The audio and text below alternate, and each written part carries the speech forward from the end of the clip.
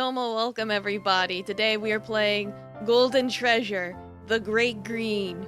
Rawr. So yeah, Domo pack by Delberry Lot. Rawr to you too, Pork Roll. Hopefully Nikki didn't blow up on you. Domo Midge. Good thing you're here, Cosmic, because I'm probably gonna need your help understanding this game since you're the one that bought it for me. Though, from what I understood, just looking at it, it seems to be a roguelike survival. It's like you're given like 3 lives. It's fine, don't worry, okay. Nikki was okay? Well, that's good at least. Yeah, it's like you're given like 3 lives, and then when you die, it's game over, but stuff carries over onto the next life or something. That's what I understood, so I guess I'll just hop on in and figure that out. If I gotta just give volume for anything, just let me know. A box without hinges, keys, or lid. Your golden treasure is inside his head. What is it? Chest. You are alone in the chamber. There is one wall which surrounds you utterly, in every direction and on every side. This game starts out hard, but you get used to it. Well, if it's a roguelike, that's usually how it goes. It's like I've been playing Uma Musume since I streamed it, and it took me 25 attempts before I finally won a career route. 25 attempts. Oh my god. Did my model just die? Oh no. Wake up. Okay. Yeah, it's like a Lord of the Rings quote right off the bat. It's not really a roguelike. I don't know, that's just how it seemed to be described. The wall is made of love and it embraces you.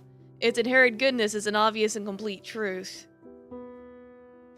There is a rhythm in the chamber, a beaten flow which has always been. It's the only way you can tell between sleeping and waking. When awake you can feel the rhythm, and when asleep you cannot. Is it a text-based game? I think so. I think it's like one of those text-based survival games, at the very least. Musume was kind of fire. Yeah, it's just not a really good game to stream. Is it fun? Yes.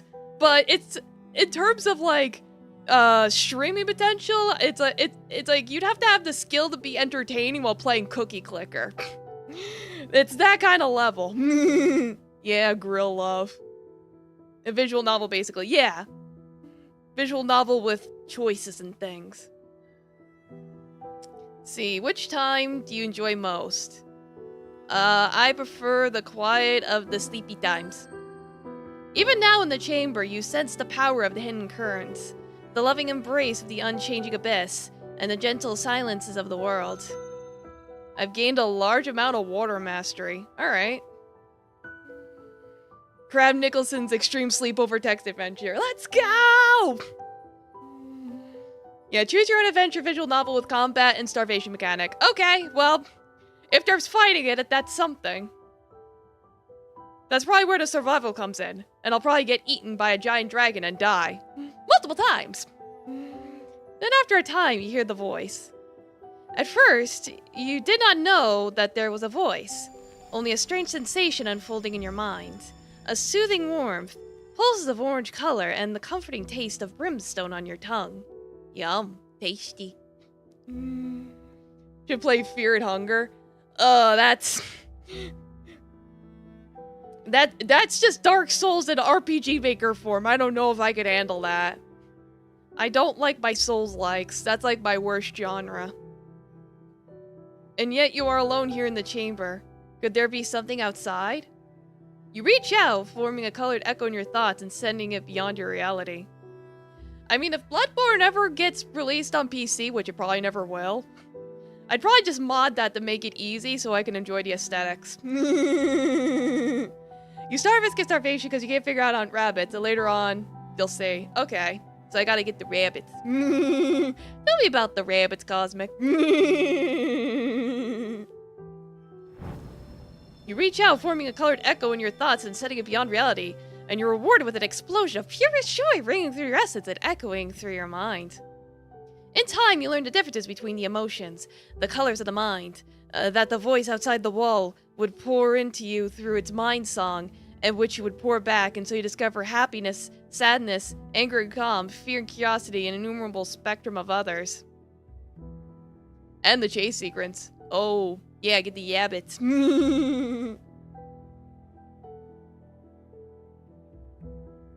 And then the images come. Pictures etched in neon relief in your mind by the song of the voice. There are images of amazing beings, of stately tree and honorable reliable stone, of chattering stream and murmuring sea, and of the great giver, who is also called sun, and of the great birther, who receives from sun and gives birth to all things, who is also called earth.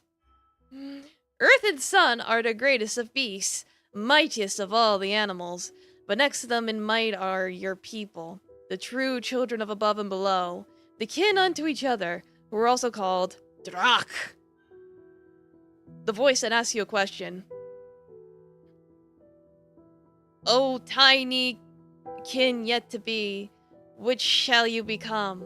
Sun, the radiant one, the great giver, who rules and slays and is slain and reborn each day. Or earth, whose circle dances to sun's music, who nurtures, peaceful and omnipotent, births all good beasts, knows all silent secrets, and abides forever. For me is the power and the glory and the rise and fall of both. I wish to be the sun! Praise the sun! The voice accepts your choice with an explosion of red and golden sparks, and a happy rage. May become glorious and powerful and bring beautiful and terrible consequence upon all life. Fire! It's like, cool, I got fire and water. I'm already halfway there towards being the next avatar. Great. Time has little meaning in the chamber, marked only by the rhythm within you.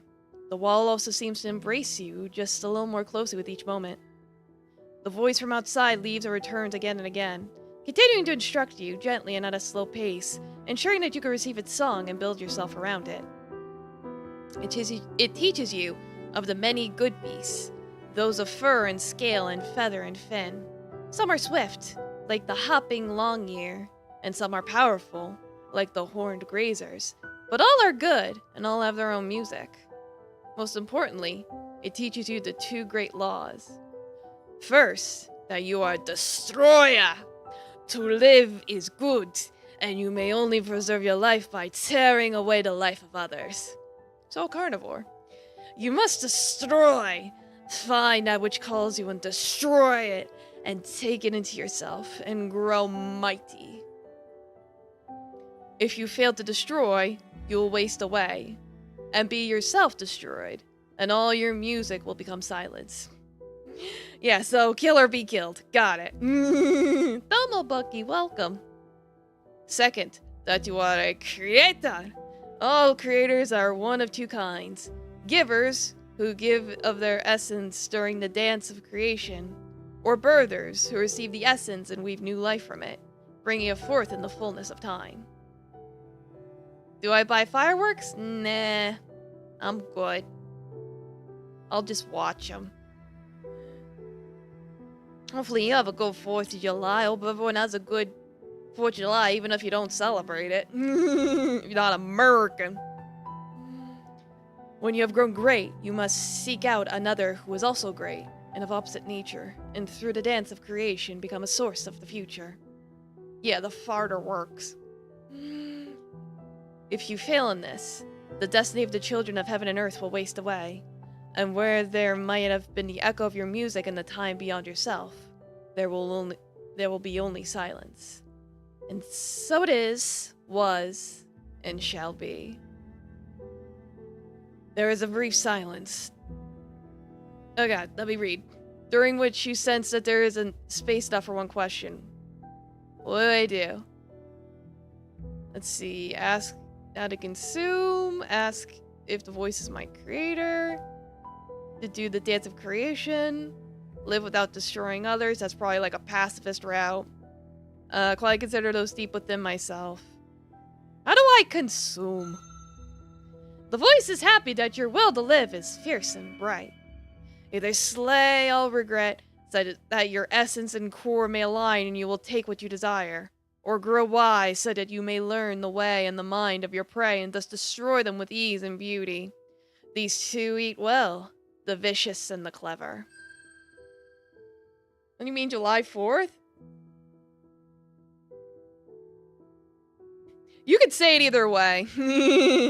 It's like the holiday can be called 4th of July. Anyway, you wrote a guide. I did see it, yeah, I have it open. But for the beginning, I'll just go in blind and see what happens. Because usually that's how I learn. And then when I look at the guide, I'll be like, oh, I know what you're talking about. Because when I look at guides without even touching a game first, I'll be like, I don't know what any of this means. Yeah, not gonna help you on. That's what I thought, so... I got it open, though, so don't worry. I got it. Beyond the two great laws, sings the voice, there is one lesser law. It is not great. If you violate it, you shall not be destroyed. Nevertheless, taste the truth and chain it within your mind. It's not a general play guide. Yeah, no, looked like a way to get a particular ending or something. That's what I'm perceiving. You must seek treasure. Yeah, I want treasure. Treasure comes in many kinds, but you will know it when you find it. Treasure is something rare and of worth to all of the true children of heaven and earth. By taking treasure as your own, you shall prove your greatness to other kin. Whether obtained by strength of body or of mind, or any other thing, it matters not. All that matters is that you must gather all treasures to yourself.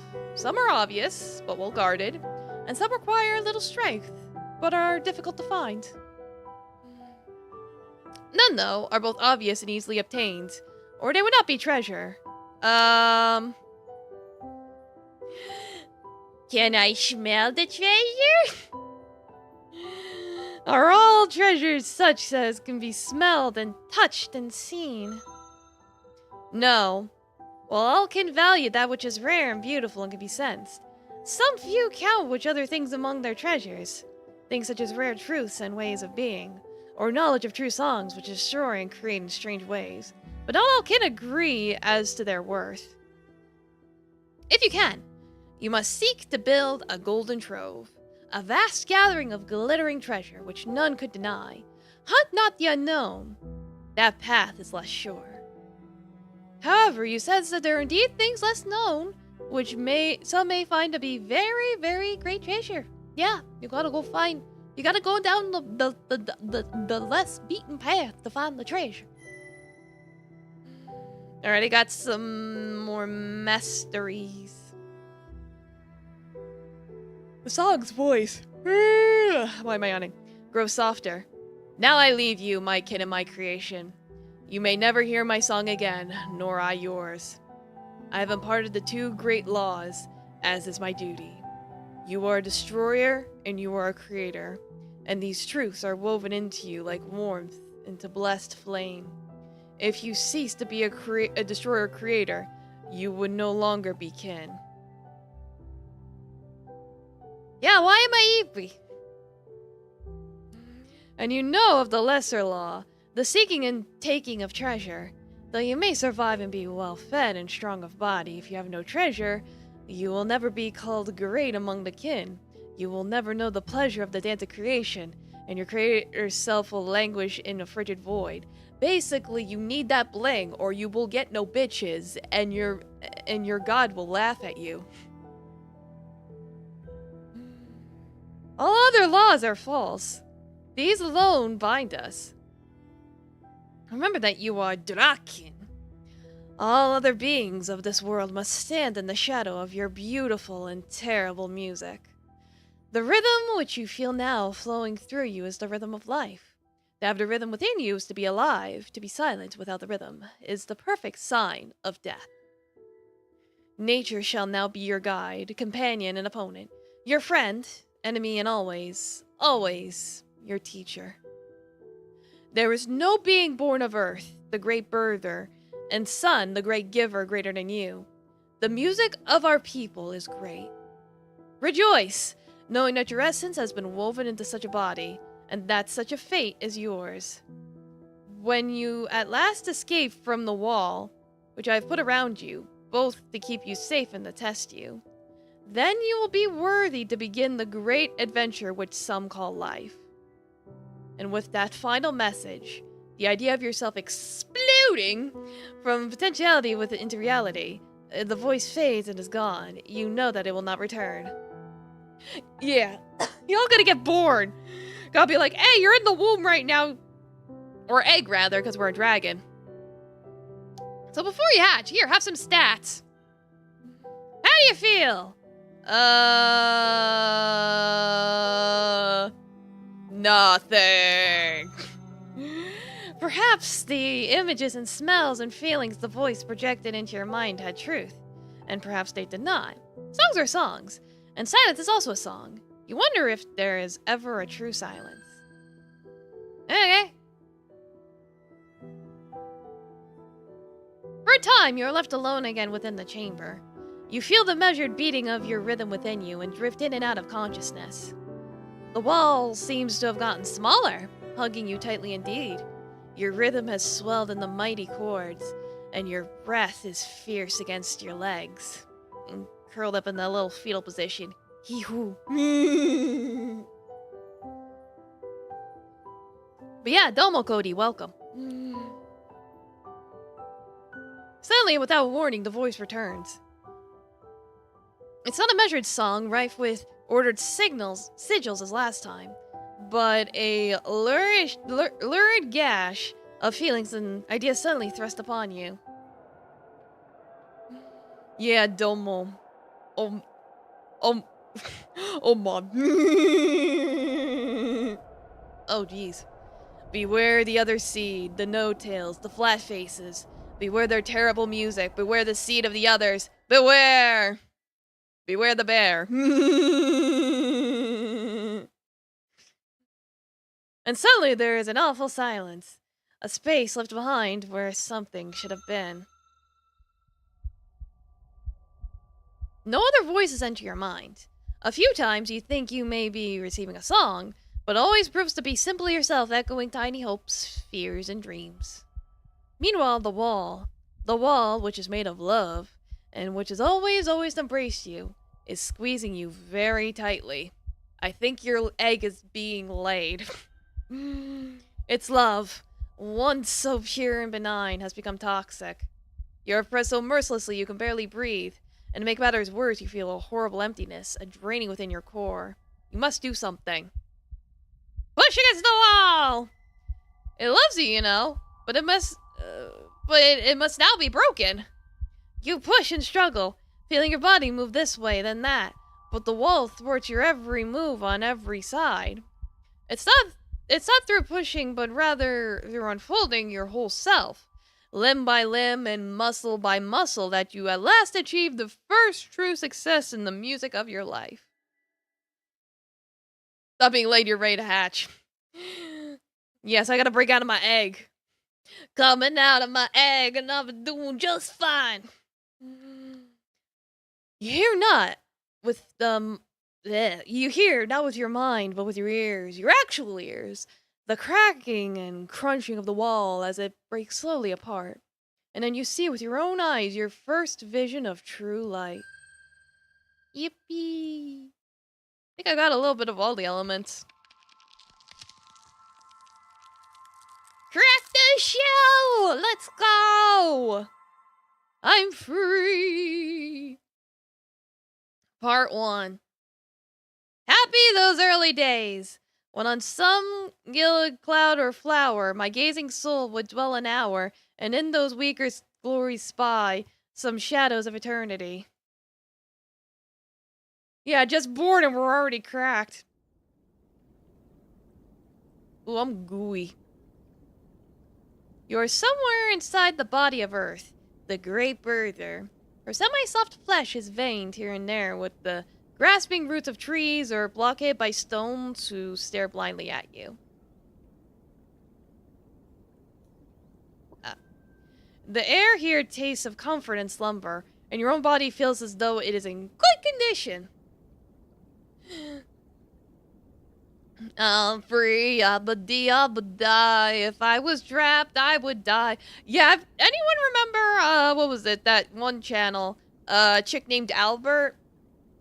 It's like, basically his videos could be summed up as, if I don't get these chicks to hatch, they're gonna die.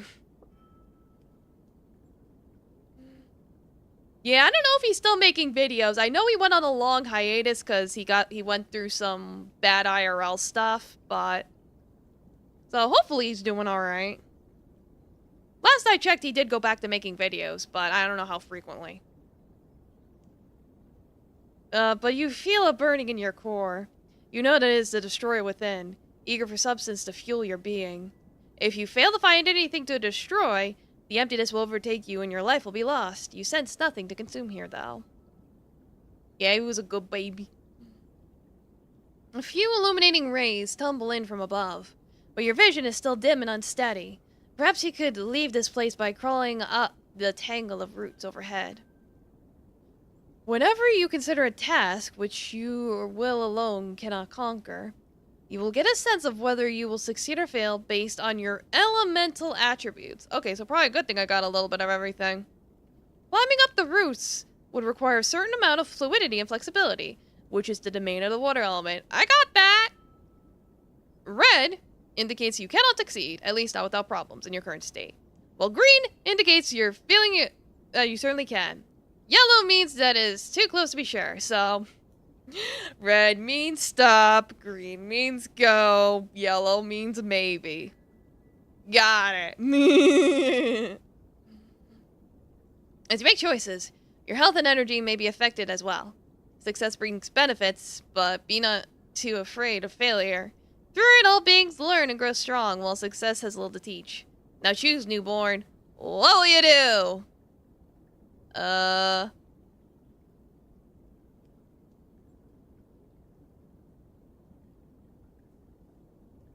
I don't know.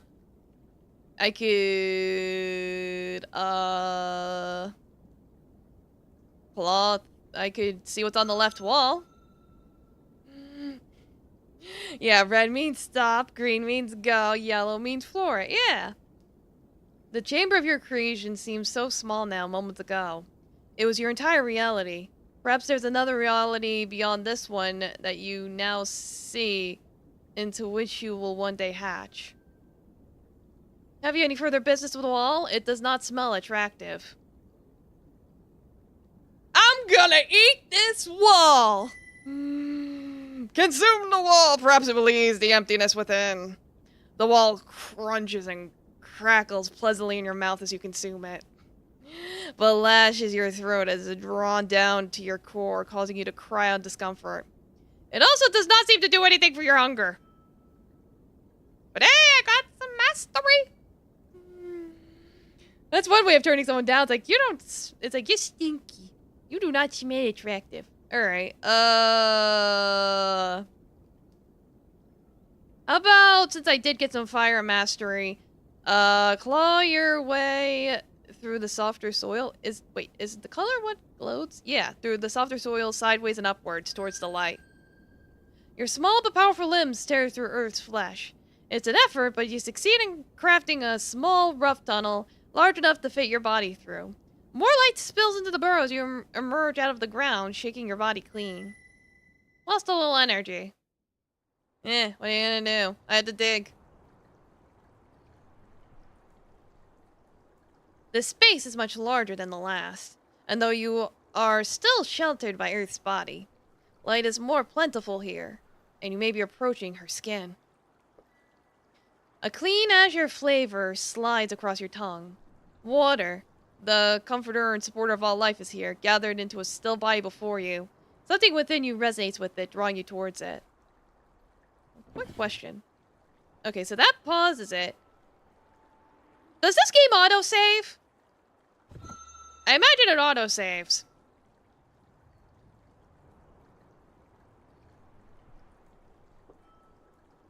Dragon looks more like a Danto Cosita. See, yeah, let's go to the water. Doesn't really matter? Okay. And for the first time, you see yourself. Hey, look at me, I'm a big boy, I got big arms. Look at my arms! I'm like a fucking grasshopper! Backwards! I'm so orange. Basically an orange tabby for dragons. Your body, sculpted and painted by time and space, is almost beyond description. Your armor shines subtly with Earth's rich hues, like the promise of precious things buried deep. Your feathers... You got feathers. Each one dyed with more colors than you know the names of. Well, we got purple and blue. Long for the touch of air, and you are crowned with plumes so that all other good beasts may know your sovereignty. Average boss when you ask for a raise. Your long neck, graceful limbs, and supple tail transform every motion into a weaving cascade of flowing movement. Seeing your true form for the first time, you feel, proud. All the four elements of reality sing out through your form. You are nothing short of gorgeous. Every part of you, the pinnacle of the possibilities of being, is channeled through the gauntlet of time. You are of the kin, the children of above and below, and you feel a deep and shameless love for everything you are. Narcissist. This, indeed, is the perfect and ultimate body into which your essence has been woven. These are the limbs with which you will walk the path of this life. The teeth and claws with which you will medi out of the judgment of destruction upon other beings. Can't read. Yeah, it's like looking in the mirror and thinking, holy shit, hot!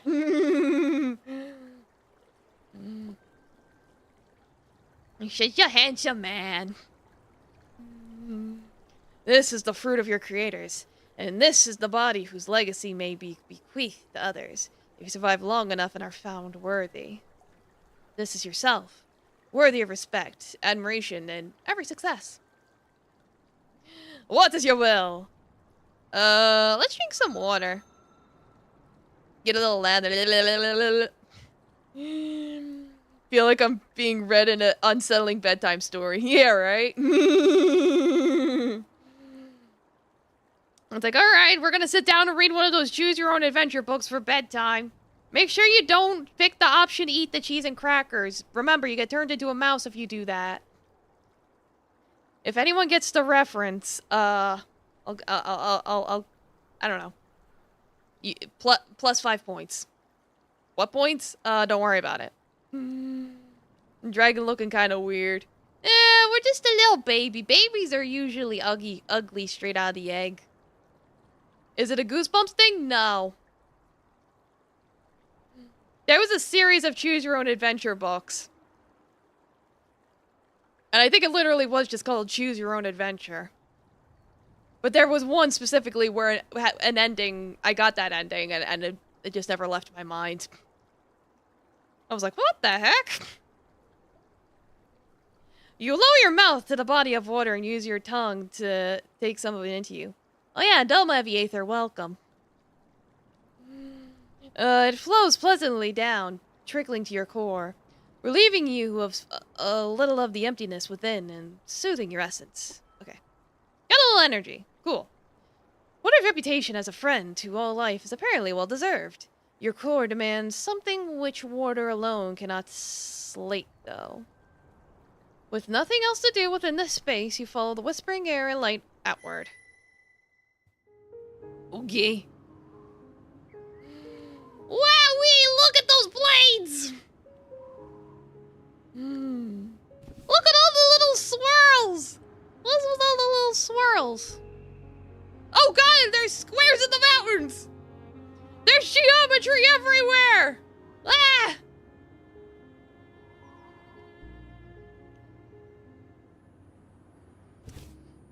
Now that you have emerged from the Great Mother's flesh, you can see her more completely, and her power and beauty are beyond your wildest hope. The trees are her feathers, and the mountains her spine. Her breath is the winds, and her essence flows in streams, rivers, and the distant sea. Above you, sun, the great giver, shines his own endless essence down upon earth and her bountiful plains. She got them round hills, if you know what I'm saying. Got featherless chicken wangs. He blazes above you, mighty in his glory, beautiful and shameless in his circled dance of creation. Wide tracts of land, by which all that carries the rhythm of life is ultimately begun. The air between them is sweet with life and light, the fruits of their reunion. The wind blows, teasing your wings. A wild desire to tread the air, to rise above, fills you. What will you do?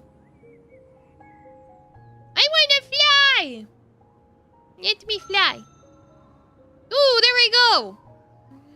You spread your wings and leap fearlessly from the heights, knowing that Earth cannot hold your Draken greatness.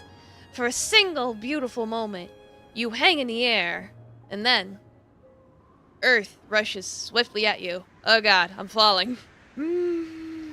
Frantically flailing of your limbs does nothing. You tumble to the ground, crashing through treetops, then limbs, then bushes, and then the cruel, unforgiving ground. Well, I got... well... It's like, I fell and busted my ass, but I got a card. It is fitting that a kin's reach should exceed their grasp. Failure is a far, far better teacher than success. Tiny bonish. Well, I'm not dead yet! Body ringing with pain, you slowly recover from nature's rebuke. Apparently, you're not yet worthy of treading the boundless paths of the above. You sense that you have much growing and learning to do before you can realize your dream of a few moments ago. I was just born like 10 minutes ago! I got a little cocky after seeing how hot I was, and just thought I could do anything.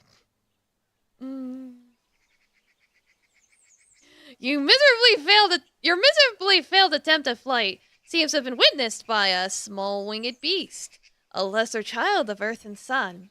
It stands out against its surroundings in bold black and white. It laughs at you, insulting you with a mocking song. The mighty Draken once ruled over Earth. Now I have seen Earth rules their race. Oh, thou who tried to fly just after birth, are chained like a slave by her downward embrace. Let the shame of my song and your body's own pain teach you this. Only reach for what you can. How do you think you'd fly without wings? I have feathers. You have learned more about the way of the white blacks. How do you respond? Well, but I sink back because you stinky. Sounds like you had a dream that you want, so you could, so the you, yeah, basically.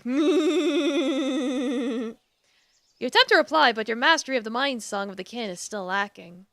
The images and concepts which you project into the white black's consciousness are half-formed and lacking in substance, and after a short time, it interrupts you.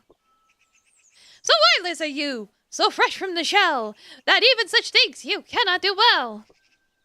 I would shame myself if my skills I employ upon one the no-tails soon shall destroy.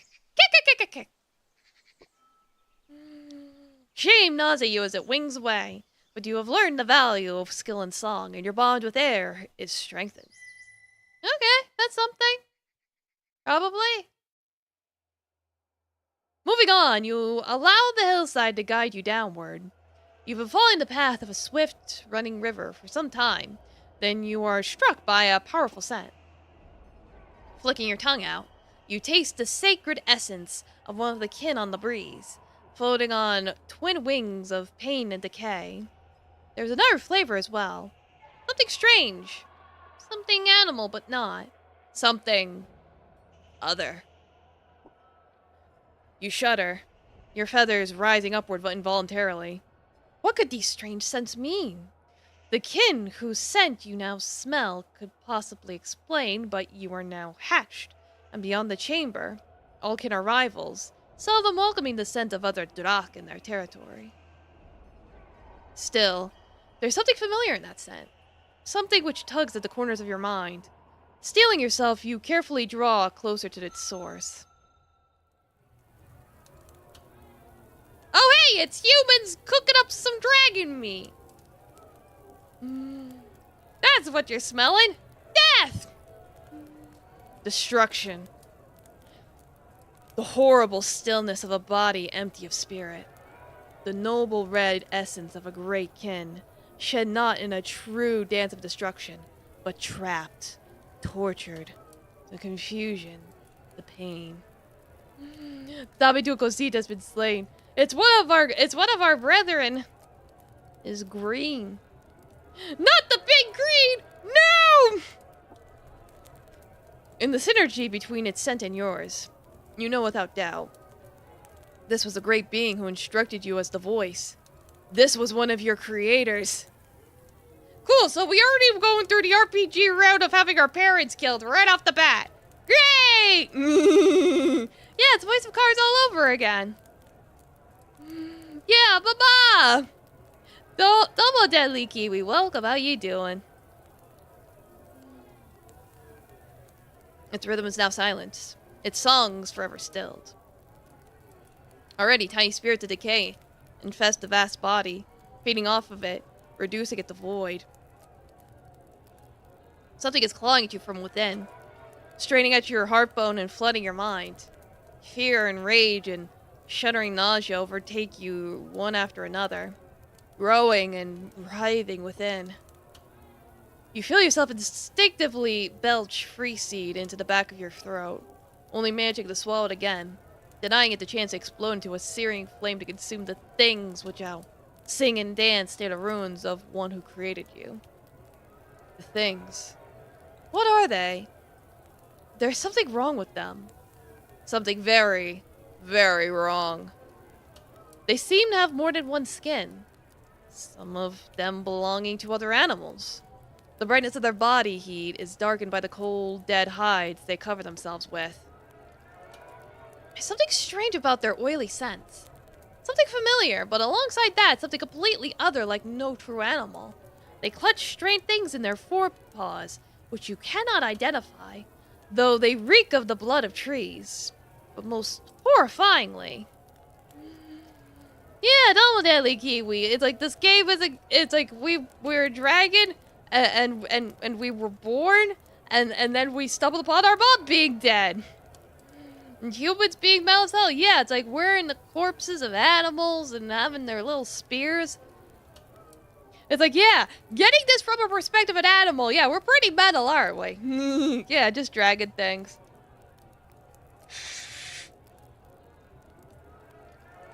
They have no tails. They are tailless. You are split inside. The air within you screaming to run away as fast as you can from this place. The fire within urging you to destroy these no-tails. Decide quickly. They're gonna kill me. Let's get out of here. Their bellies are as graveyards. You flow rapidly through the underbrush, scrambling over rotting tree corpses and crashing through shrubs until there's no trace of either scent or the sound of the no-tails. They seem to possess some kind of terrible magic, which allows them to cause harm even from far away. Again, this seems wrong beyond all possible definition of the word. Is not all order in the world dependent on the simple fairness of having to destroy your enemies with your own body? Perhaps the bizarre things are beyond your ability to Perhaps the bizarre things are beyond your ability to deal with as a hatchling. You resolve to grow stronger so that you can bring destruction to them in all their misshapen kind. Kill the humans! Kill the no-tails! You allow the hatred to become a searing promise within your core, One day you shall grow great enough to defeat their otherworldly magic. Domo Ikajo, welcome. How you doing? Yeah, then you will finally be able to put this terrible fear which gnaws at your mind to rest. Got a lot of fire from that.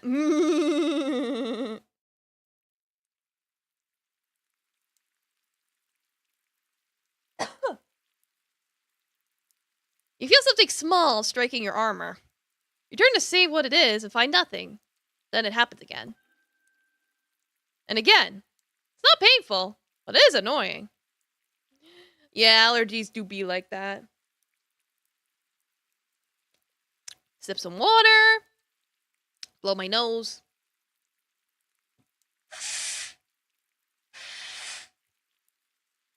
There we go. Taffy's confused. And it's like, no, that's not fair. Yeah, we need boots. Get some shoes. Eventually you realize that this must be rain. The sacred water of the sky, which sometimes falls to bless the Great Mother, of which you were told while still in the chamber. Yeah, pet Taffy. Where? Oh, you're just gonna be on the floor? Okay. Taffy, Cosmic says you're stinky cutie. Taffy. He doesn't care. Probably because he knows. Soon rain is falling everywhere, tumbling and vaulting off of leaves and sliding merrily down the grass. Makes it hard to smell and taste the air, and perturbs you as it splatters against your armor. And I'll hydrate.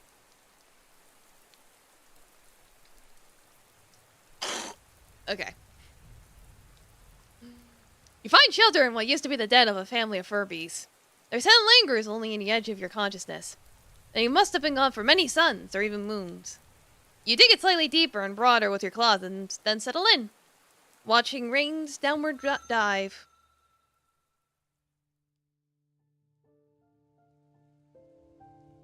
Yeah, it do be pouring out there. Misheard Furbies. Yeah, they probably were Furbies. Yes, this should suffice for now.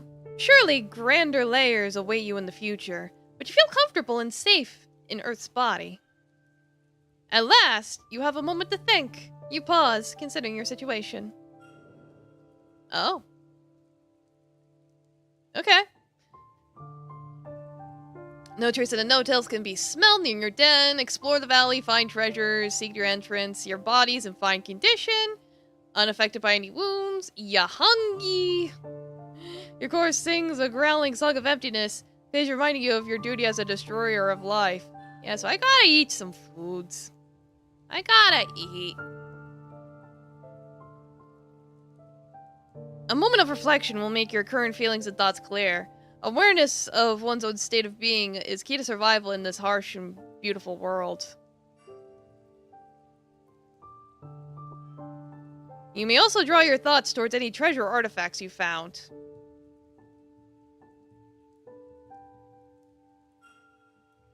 Okay. I don't have any treasure yet. These creatures are bad. They kill things. Anyway, I'm the destroyer of all life! Hey, we were just born that way. These no-tails, though? Nah, they're going against nature. There's little there now, but if you survive and are bold yet wise, you will gather many. Perhaps some will even have strange and wondrous powers. Here you can recall the many denizens of the Great Green you will meet. Squirrel! Not bad for killing, they're bad for using tools. Yeah, they're cheating! You can't use tools, that's cheating. You got squirrel. More squirrel. Hedgehog. Weasel. Stoat. Rabbit. Snake.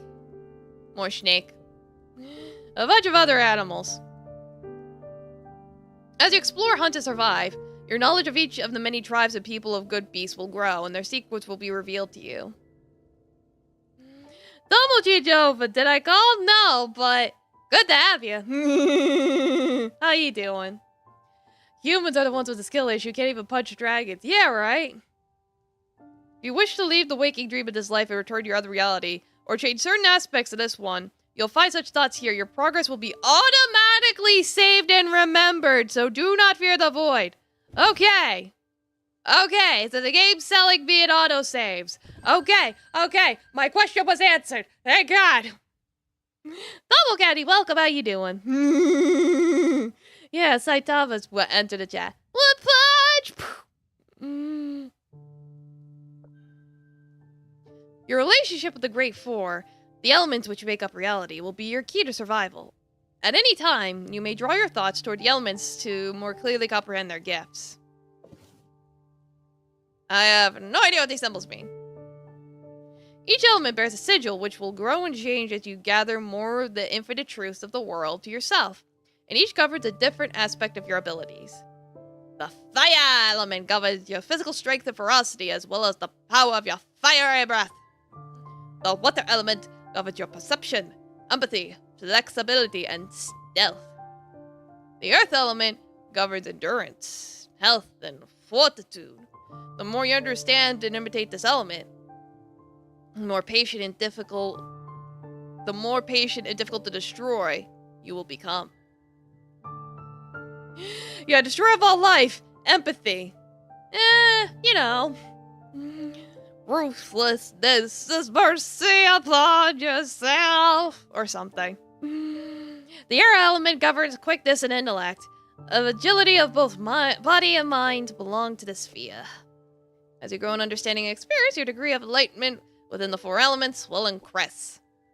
Each degree brings gifts. By recalling each specific element, you can remember which gifts you have earned and what temporary factors, such as injuries, may be affecting it. Earning gifts is not affected by temporary effects, and only when your natural level of enlightenment is high enough will you gain new abilities. Already your actions and decisions have strengthened your connections and granted you certain advantages, such as... You've achieved the first grade of mastery in the fire element. You may now use Power Strike, a physical attack, and it faded away already. I got the second grade. Master your fire breath. Do a fire slash. Do some burning damage and may blind your opponent. Got the water element.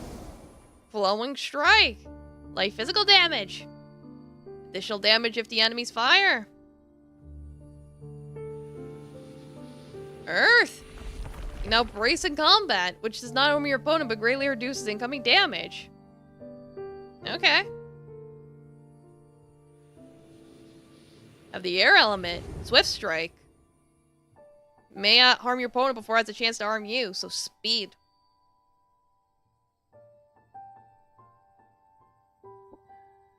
Remember that failure is a far better teacher than success. Mistakes and losses bring with them the best lessons.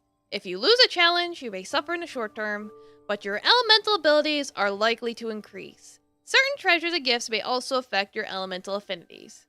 This cozy nook is a good place to rest. If your body has been damaged, it will slowly mend on its own, but spending a sun resting here will greatly increase the speed at which you recover.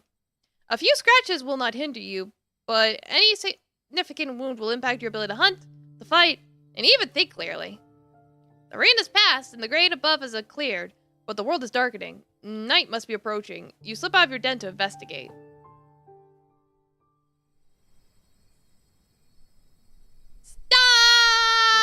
Stars! Pretty. You emerge in time to see your first sun ending. And as he dies in scarlet glory, new, smaller illuminations are born in the opposite corner of the sky.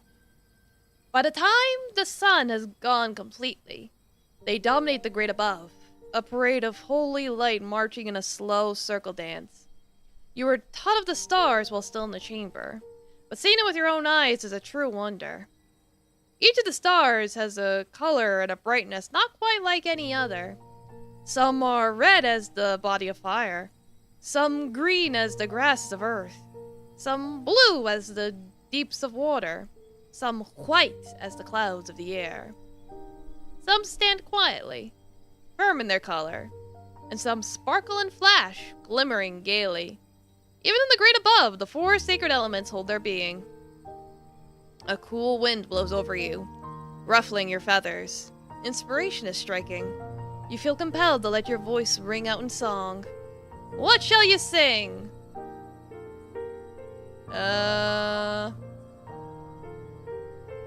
Sing of fire! Of the greatness of fire I sing, that which burns, that which withers, destruction's beloved hatchling. I sing of the fire below, deep within the bosom of the Great Mother, of which flows her hot red essence. I sing of the fire within, the sacred flame which burns within all that has the rhythm of life, the flame which is passion and lust and rage and ambition. I sing of the fire of the Drac, sleeping deep within my body, ready to rush forth out of my mouth upon my enemies.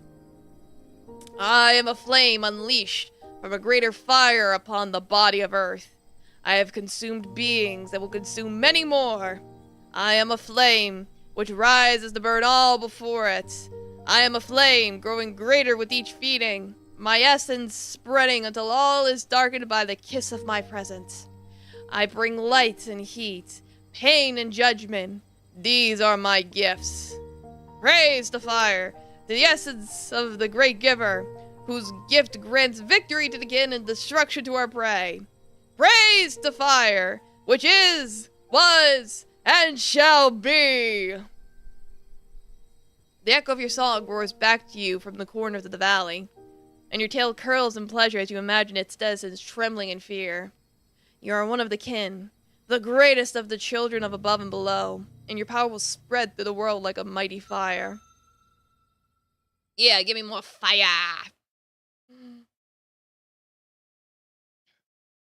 Your sun is at an end, and it was more than you could have imagined, even with your creator's instruction. Sleeping in your lair is almost like being back in the chamber, but now you know too much. Your mind wanders from thought to thought, seeking to guide itself. Your hopes and fears toss you back and forth, scraping uncomfortably between what was and what might have been.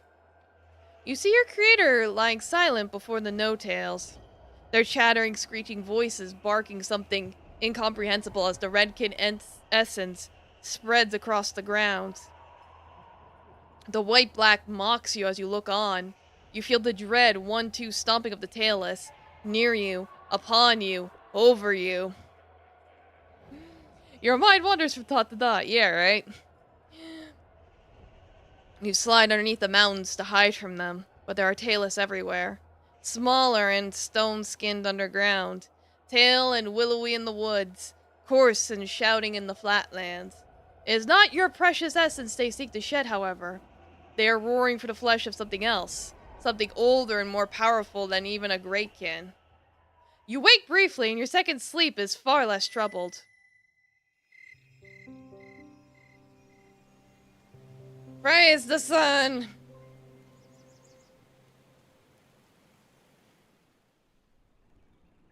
A new sun dawns, climbing laboriously over the mountains. Today you must emerge and seek your destiny. As you do, you may encounter many new things. You have not yet used your body to hunt and fight, nor have you ventured far from the makeshift den. Do you wish to learn new things in death, or do you wish to dive headlong into your destiny without such lessons? I would like a tutorial, please. The water which fell from the sky prevented you from fulfilling your mission of destruction.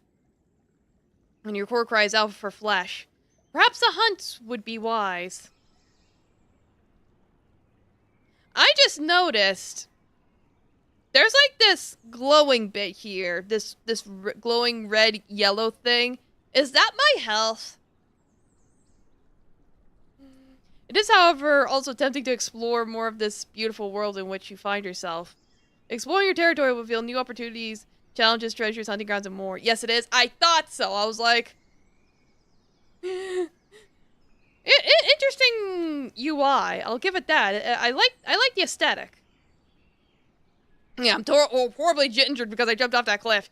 Yeah, I did do that. Oh will you spend as your second son? I want to hunt. Let me hunt. The wood just outside your den seemed replete with the essence of lesser good beasts. It should not take long to find one. Yes. This is one of the small furry beasts whose scent calls to you. The kin call it a tree tail, in honor of its close relationship with trees and its luxurious, expressive tail. Small, but it'll do. Understanding the music of your partner in the dance is vital. Begin by examining the tree tail more closely. Any good beast, such as you, can easily sense how much fire there is in the essence of another. Fire influences physical might and how dangerous an opponent will be in the dance of destruction, which some call combat. If they're strong in this element, beware. You may catch them, only to find they are quite capable of destroying you instead. I get bit by a squirrel and get rabies and die. As you can see, this is not a great concern when it comes to tree tails, as the gem is empty and not even a small part of the sigil of fire is shown. No fire. And this isn't King's Quest, yeah, right? This is your opponent's water affinity. The more complex the water sigil, the keener the prey senses, and the more difficult they will be to approach without discovery. Your sphere represents health and resilience. A being strong in this element will not easily surrender its essence. Great effort will surely be required to bring something great in Earth to destruction. Beings with high Earth also possess a strong will, and so even indirect attempts to harm one will fail unless the attacking element is even higher. Yeah, you wake up and get out of bed. Take one step to the left and fucking die. Game over. Like, oh, you didn't bring the specific item to the specific place at this specific time of the game? Start over. I don't care if you're 3 hours in, you gotta start over. Once again, tree tails, compared to other larger prey, are not very difficult to bring down at all, provided you can get your claws on them. This is your opponent's air affinity. Note that it seems to have little mastery in indicating it is slightly quick. Compare this with your own air ability to see how difficult it be to chase. Prey with higher air affinity may be all but impossible to chase down and must be defeated by other means. So set it on fire! Game's kind of like that in some sections, but also infinitely forgiving. Well, that's good at least. Although you can sense roughly how attuned to each element a being may be and where their strengths lie, only by testing your abilities directly against them can you be sure of their skills. Be aware that many beings possess special abilities which allow them to survive upon Earth. Tree tails, for example, have the ability to climb, and so attempts to pursue them from far away will automatically fail. They'll be able to reach a tree and scurry to safety. Only attempt to chase them after approaching as near as you can.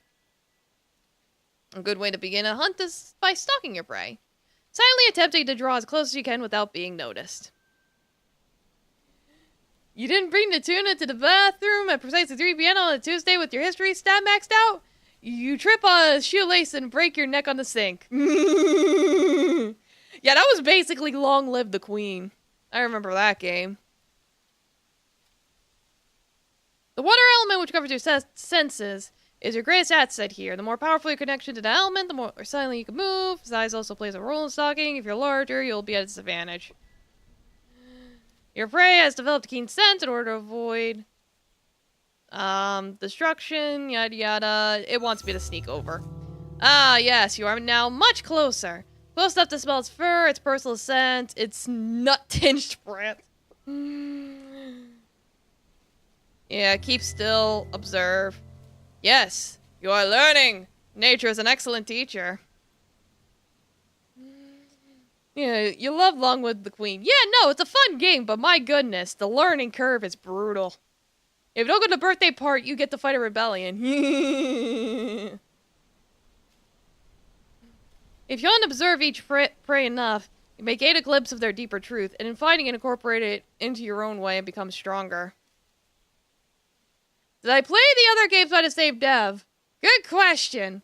What did they make? Long Live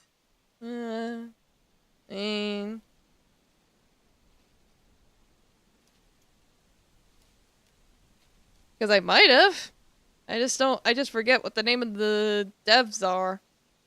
Yeah, Hanako Games. No.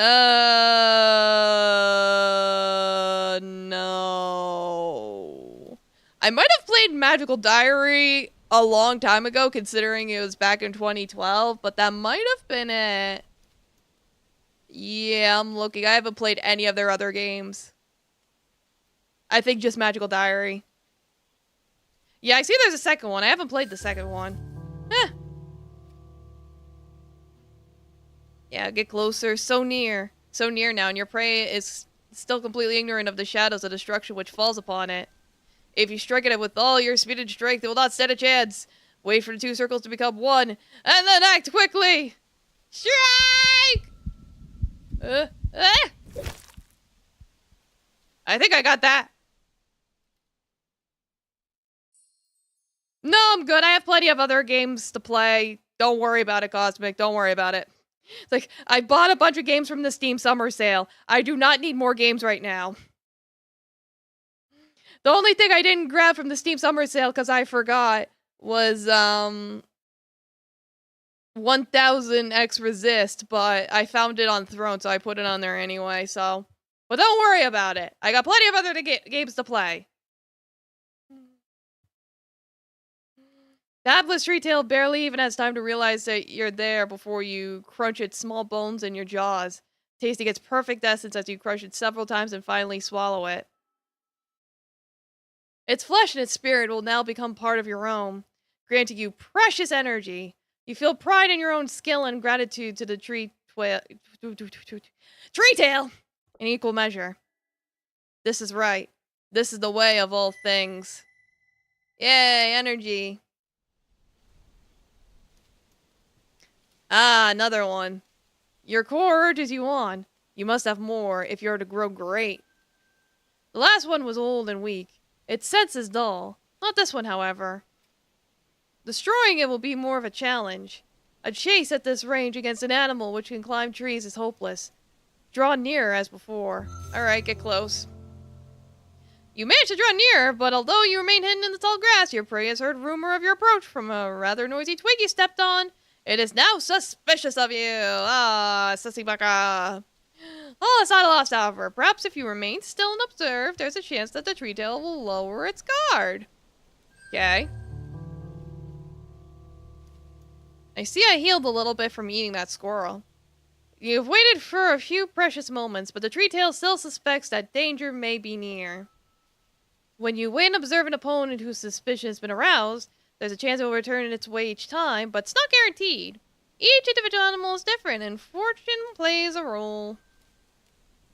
So, wait. Yes, there. Seems satisfied that it's not in danger and has lowered its guard again. Any movement from you while it was suspicious would surely have caused it to flee. Waiting silently when your prey becomes suspicious may cause it to relax in time. But beware, each movement that passes brings your scent closer to it on the winds, and once it smells you, it will surely try to escape. You must stalk your prey quietly, yet quickly, before your scent is caught. This tree tail senses are obviously keener than the last.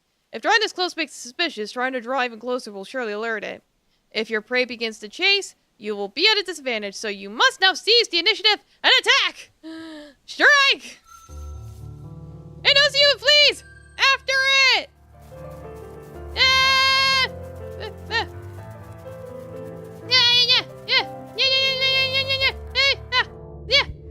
Yeah. Okay, I got it.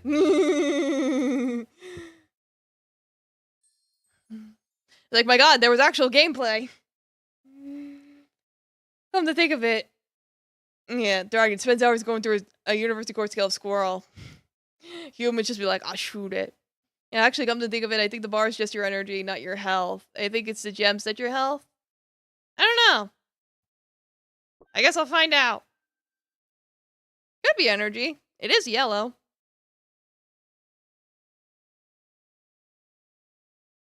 This is the dance of destruction. The fight for survival, which all beings dance with each other. And it is good. It is as it should and must be. I'm pretty sure just click on the crystals brings up the menus, though. got some energy. That's the important thing. You no longer ache for sustenance. Your core mostly quieted. There is, however, room for one more. You may hunt up to 3 times per sun in an abundant hunting ground. Pure prey exists in a middling or sparse area. Sun and earth have blessed you. You have discovered a wounded member of the delicious long-ear tribe.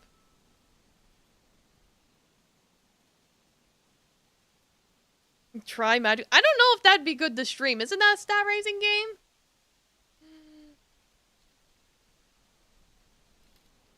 I'll think about it, but like I said, I bought like 5 other games, so not right now.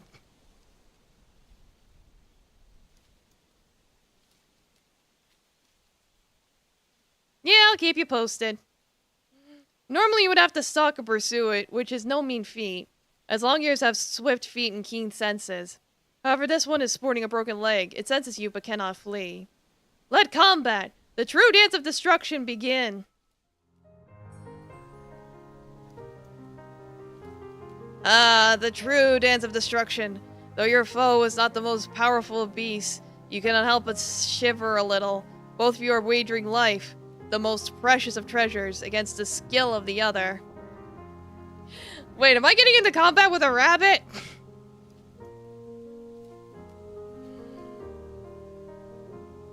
Like most aspects of life, fighting is ruled by the elements. Begin by examining your own mastery. And your opponent. Well, he seems to have a lot of water and wind, but I got a lot of fire. The element of fire is one of the 2 elements which rule over combat. As the element of strength and power, all physical damage done is based on a mastery of fire. This particular long-ear is much weaker than most of its kind due to its broken limb. Do not expect long-ears to be this feeble in the future. The other element which is crucial in the Dance of Destruction is Earth. As the element of fortitude and endurance, Earth dictates how much damage a creature can endure. Rabbits are not the most dangerous, but they still can fight back. Yeah, you know, they're animals. They got teeth and legs. All actions taken in combat are associated with a particular element. A simple biting attack, for example, is the earth element. Your burning breath is, of course, fire. Select an option your opponent does, and then you clash. Certain elements have advantages. Water struck to fire, fire beats air beats water, earth is neutral. Wasn't expecting it to work out that way, but sure, whatever. Well, I guess with fire it makes sense, because fire consumes oxygen, so... How does air beat water, though? How does that work? Yeah, they make the saddest little screams, yeah. Each good piece has a way which gives it certain options and a set pattern attack. Long-ears, for example, will always use the earth, water, air. You do not know where in the sequence it'll begin, but once you're familiar with the attack pattern, be quick to tell its next move and turn to your advantage. Let's begin with a simple bite. Being of the neutral earth element, which is a relatively safe choice. So, chomp. Yeah, blow it away, I guess? Yeah. Ah, the clash. Both of you have been affected, though you have but a tiny scratch. The long-ear is more seriously hurt. Your opponent is battered, and worse for wear. Your attacks are having an effect.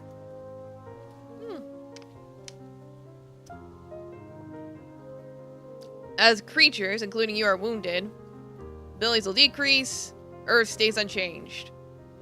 Since they use an air attack, and they always use the pattern, we know its next move will be Earth. Nothing strong or weak against Earth. Any attack will do. Let's use a Swift Strike. Sure.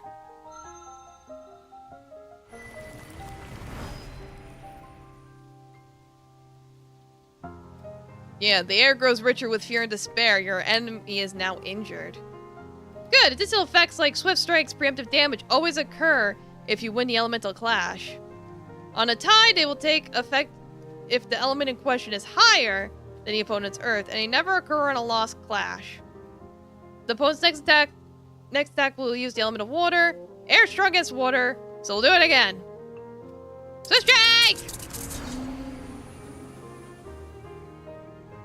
The redolent essence of the long ear dances on your tongue. It's crippled and stands in the very shadow of destruction. Victory! You get additional damage and trigger a special effect by using air against water. The long ear is now badly hurt and its next attack will be of air. Time to finish. Breathing fire will bypass most armor but costs energy to use. Unlike most simple strikes, it takes time. You're battered. Your wounds are now beginning to slow. Yeah, so fire breath.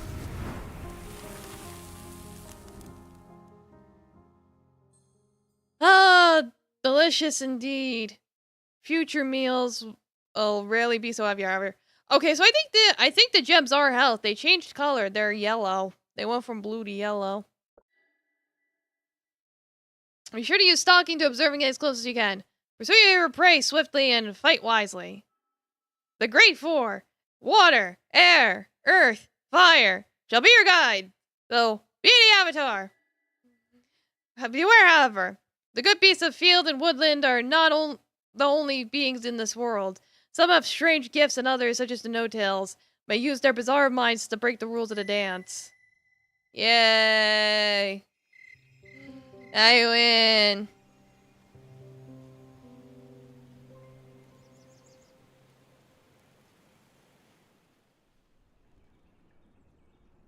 Let's see, yeah, so now we need a tutorial on exploration.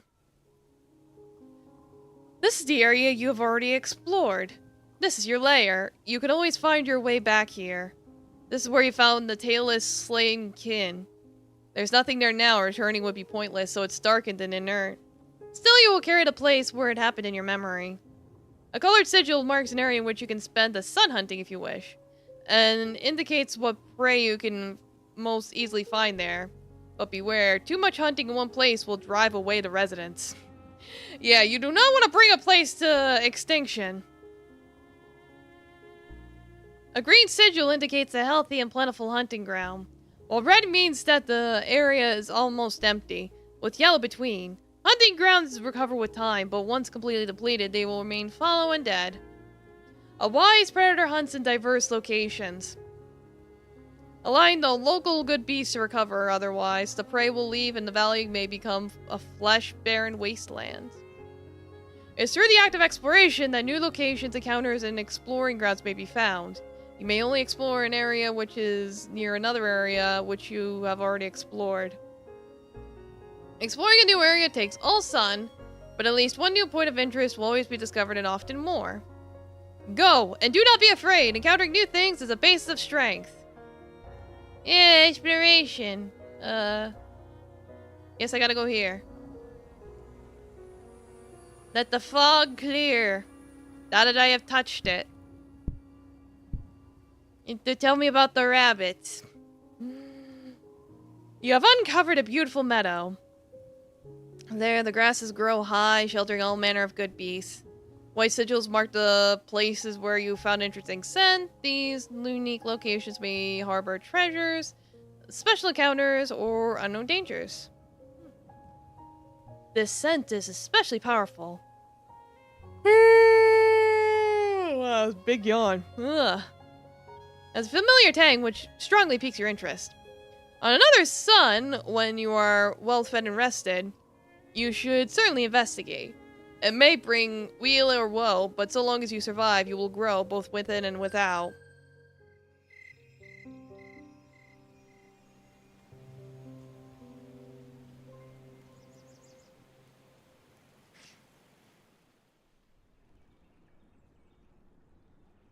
Yes, hello. So do I...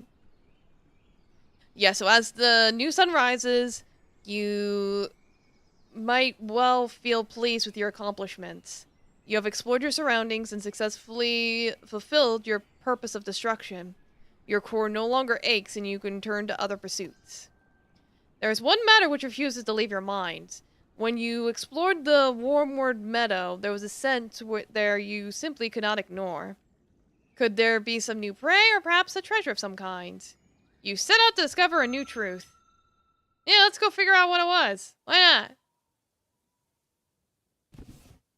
Your exploration of the Warmwood Meadow and the strange scent takes you to a vast region of rising hills, lightly furred with brown heather and scaled with gray boulders.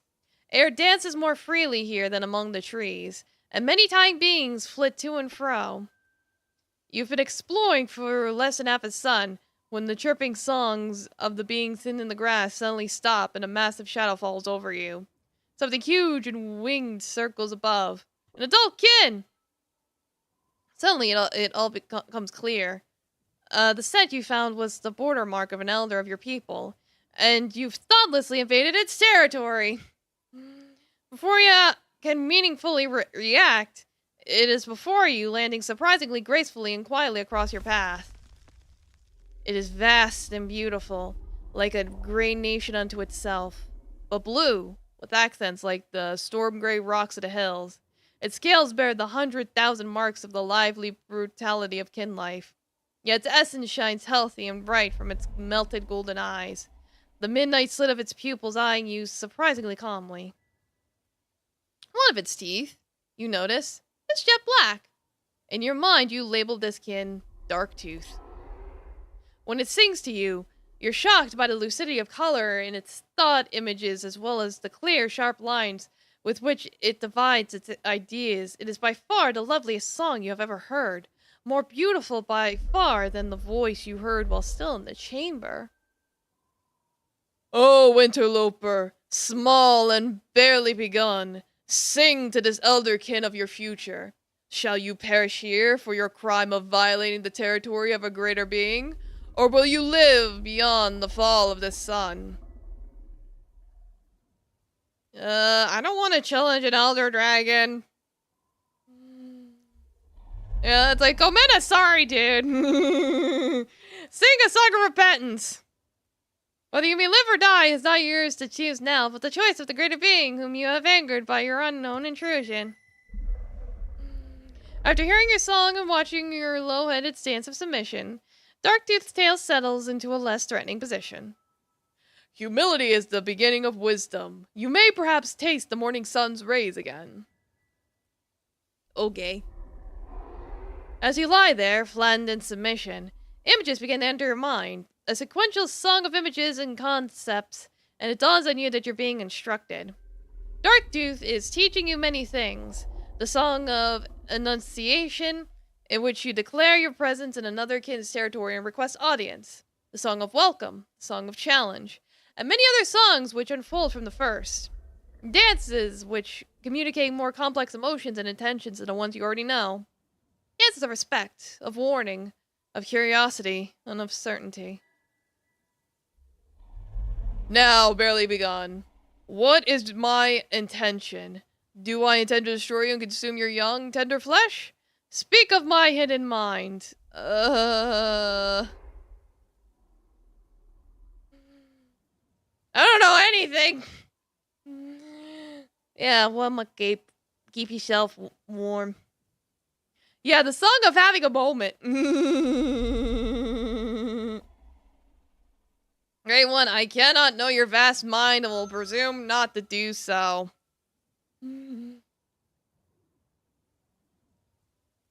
Yeah, you know. I got my outfit underneath my cape. I got the drip. Your humility is fitting, but it is for naught. Open your mind and your senses to what I have done. Would I instruct a being which I was to destroy? Instruction is for those who will live to use it. Time is precious to all. Learn to listen, not only to hear. You were curious? Fair enough. Good to be curious. And, you know, if you got questions, you can always ask. There's no stupid questions, only stupid people. Better to be stupid for a minute than stupid for a lifetime. Or something, I don't know. Darktooth extends its long neck towards you, bringing its vast, stone blue head so close you can feel the wind of its breath. You cannot help but tremble. but resists the urge to strike or flee. The elderkin flicks its tongue out, tasting the air around you, taking a moment to savor your scent. Its tail curls slowly as it settles back into the heather. Its head is turned to the side, looking away from you, as though it is singing to itself. As one sun sets, another rises. It is now but a spark, tiniest of flames. To survive, it must learn the great contradiction. To every virtue there is an opposite which must be equally embraced. It must be bold, yet cautious, proud, yet humble, quick, yet slow, fierce, yet gentle. It must learn to spread itself between many truths.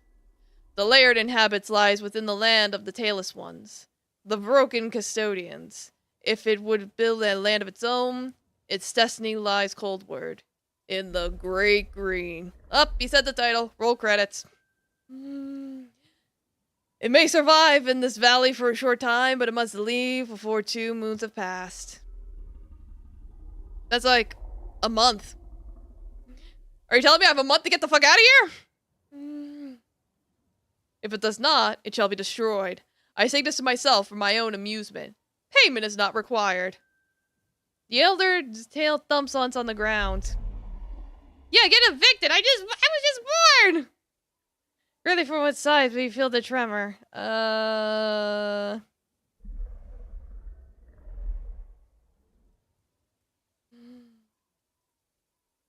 I leave? Are we done, sir? You slide sideways slowly, miming the act of turning around without actually doing so. Suggesting a retreat with your body, Darktooth accepts the request by rising and spreading its vast wings. On a new sun, once again we shall stand on this plain. The newly begun and the elder, and you shall grow stronger. Do not return empty-mouthed. Nothing shall be given for nothing, and something for something. Something, something, something. It bounds forward, striding over your submissive form as though it were nothing but a tiny shrub. Gathering more momentum and then spreading its wings, is borne aloft. It turns a wide circle in the air, flying over you. That which is above is like that which is below, and tones directly into your minds as it soars higher. All beginnings are endings, and all endings beginnings.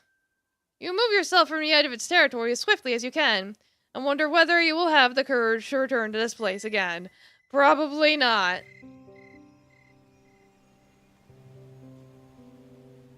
Son! So is that my time limit? Is that the moon? Oh, I leveled up! Level 3, I can intimidate. Yippee!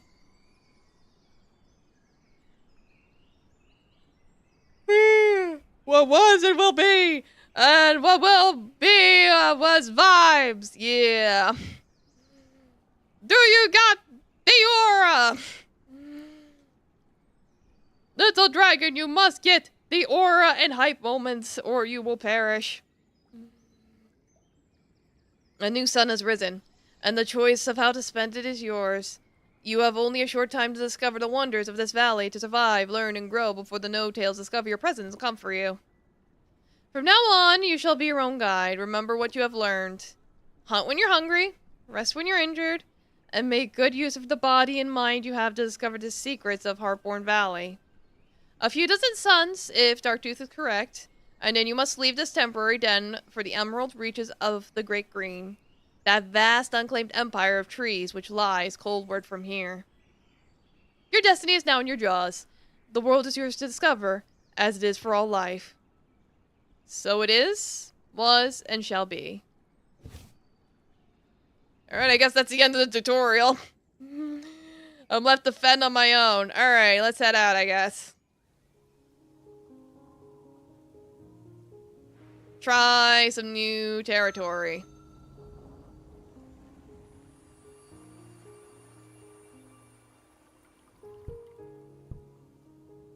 Following the coldward bank of the running water, you pass through lush meadows and tall green grasses brimming with tiny beings. Where the two rivers become one, a deep pool calls for further exploration. You've heard of swimming but haven't tried it yet. Perhaps it's time. Yeah, let's go swimming! I got some water element. I could probably Swim like a fish?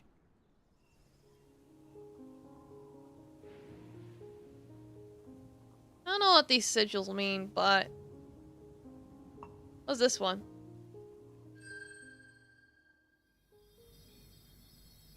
Oh! Shiny! Crawling outside your den in the cool of the evening to relieve yourself, you bear witness to 1,000 diminutive miracles. They are a kind of tiny being, one of the many little armored tribes who live in the undergrowth beneath the notice of mightier beasts such as yourself. But these are special. They light up the closing dusk with a beautiful light beaming from their very bodies. Their spirits burn with such fervor that you can see their growing souls even with your eyes. Hold themselves in midair as steadily as they can, each beam forth its own radiance in its verdant symphony. Alone, each is a wonder, but together, their grand dance of light sings forth a great music just on the edge of perception. You will not believe your eyes. That billion fireflies. We are the light which shines in the darkness. We are the moon, and sun, and stars. We have found the light within us, and shared with all without shame, without thought. We are the first guides of those who are lost. Seek the light within you, the hidden sun, and follow. Follow. Dance, shine, to drive back the darkness. Follow the light which shall bring the dawn. We are the messengers of the great above, come to remind you of your true self. You are the light, a spark passed on by those who came before, that nothingness should be made a lie, that the truth be forever translated into new and wondrous languages of flesh. One of the living flames drifts near you, blinking questioningly.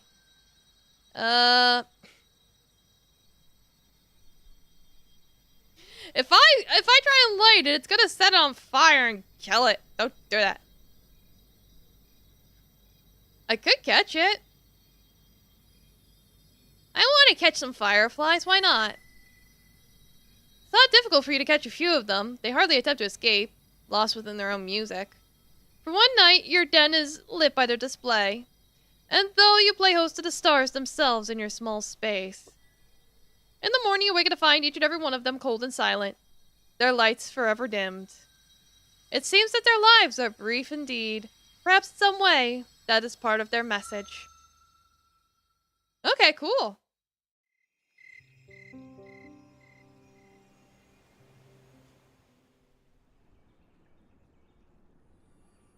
Yeah, level up my air. Oh, oops, I clicked on it. No. Can I look? I have the second grade. I can read the wind. Cool. Alright. I should probably go hunting or something. Go get some rabbits. Eat some food. There are several scents in the air, one familiar to this place, but a few others.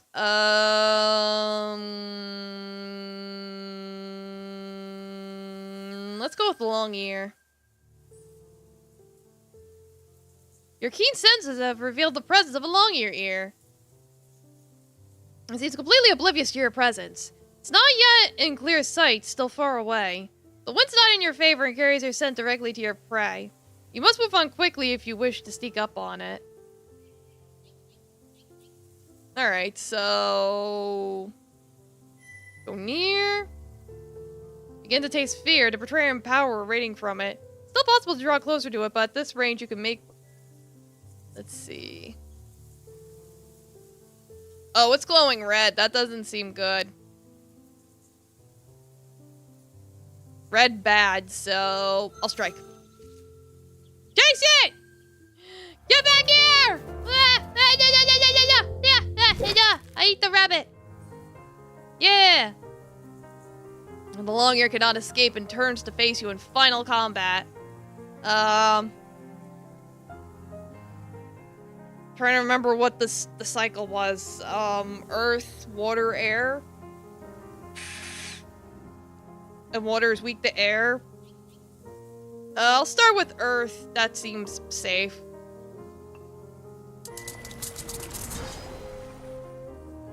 Okay, so it's on water. Let's see. Deal moderate damage. Oh god, I really am gonna be killed by a rabbit, aren't I? It did moderate damage to me. What the hell? Alright, it's gonna do air. Fire beats air, right? Fire breath. Power strike. How about a power strike? Just to finish it off. Wait a minute, what? Domar did a welcome, how you doing? In its fragrant flesh, you taste the flowers of spring, the grass of summer, and rare treasures of the fields. I got energy. Okay, so I won. Scared me for a second there. Oh, happy birthday, Arditto! Happy birthday to you. Happy birthday to you. Happy birthday to Arditto. Happy birthday to you. Hope you had a good birthday. Hope you get lots of good gifts and good food and whatever you want for your birthday. Happy birthday. It's like, I am critically injured. Maybe go for a small feather beast. Whatever that is. The taste of shimmering essence is upon the air. From its posture, you know there's not the ignorant of the fact that danger may be near. It is not yet in clear sight, but still far away. The wind is neutral. Alright. Observe. No sign of acknowledgement. Closer? Ah, damn it. It got away. Alright, what's the scaly? You encounter a tail beast foraging for food, following the way of its people. It seems completely oblivious to your presence. Not yet cleared sight, still far away. Wind is not in your favor. Ah. Get closer. At your grandpa's house, so poopy internet? Ah, well. Do be like that. Grandparents be like, I don't need no internet. Let's see, pause, actively scanning.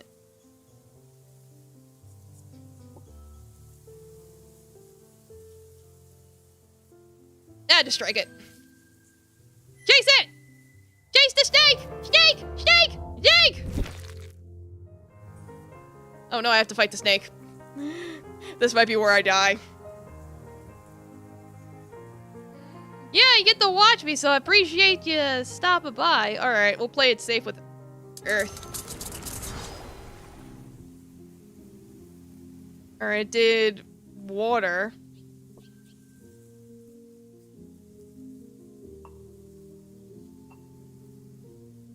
Maybe I could intimidate it.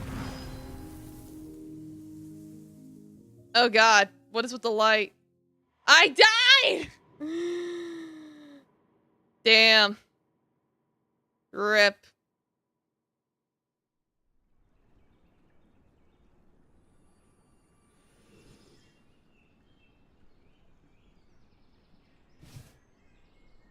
Yeah, I died to a small animal. Yeah, it was just a dream. You're fine. Yeah, you lose a sigil of life. In the end, you witness was but a dream. All gains and losses from that sun are revoked, and you're given another chance. Should you perish with those sigils remaining, you experience true death, and your eventual end. New life must begin. Some past experience, such as tarot cards and creature mastery levels, will remain. Fate will spare you but a few times. Only those who are bold yet cautious, brave yet wise, will survive to fulfill their destiny and complete the cycle. May you be warned, and may you be blessed. A new sun has risen. Okay. I have to go eat something. Try this again.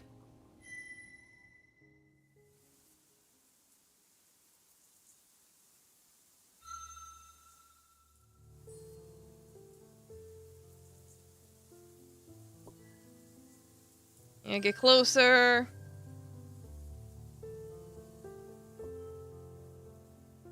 Strike at it. Chase it. Get back here.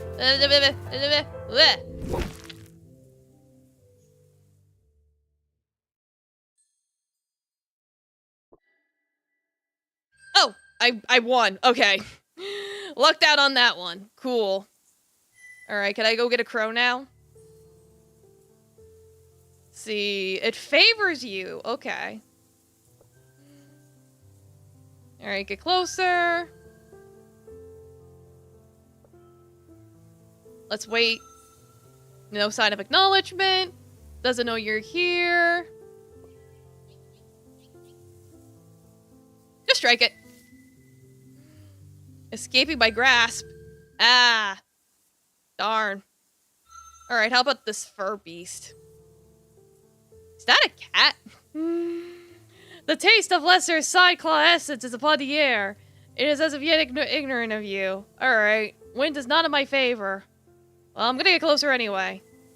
Yeah, it's a cat! Yeah, I got a feast upon it. I am the destroyer. I must kill.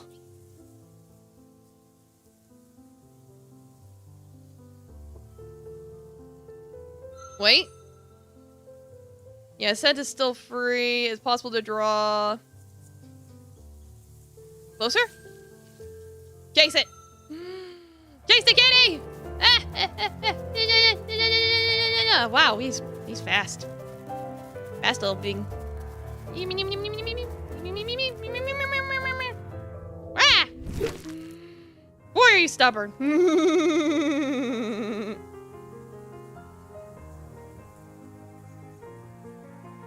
Yeah, of course it's fast. Try an air ability? Why not?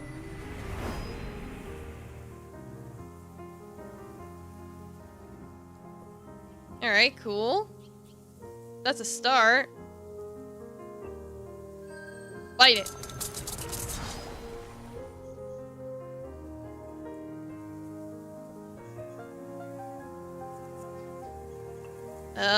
Just bite it again.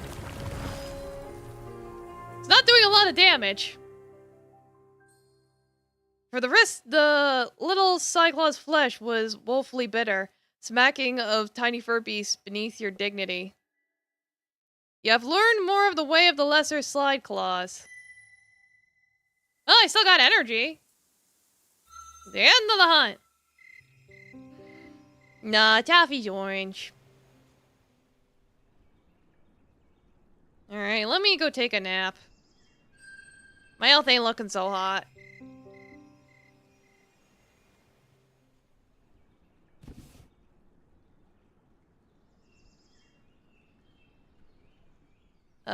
Now I'll, see what this is. That's my den. Okay, that's my den. There's squirrels there. What's this? I know the other spot was the Elder Dragon, I think. The shallow section of one or two streams which divide Heartborn Valley into its namesake shape is full of stones which have been smoothed and polished over many turnings by water's tender affections. Most are too dull and common to be of any real interest, but a few of them are quite beautiful. You can spend a sun or three searching for worthy baubles to add to your trove. You will of course find fewer and fewer to each search, as the high-quality stones grow harder and harder to find. Yeah, let's go dig up for treasure! The task threatens to become tedious, but the occasional rare discovery paired with water's trickling song keeps you interested long enough to find 7 stones! Yippee! I found rocks. I found some nice shiny rocks.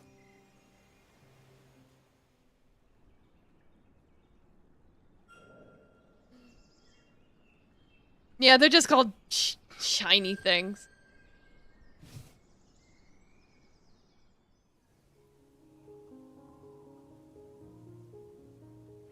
Alright, let's go for the squirrels.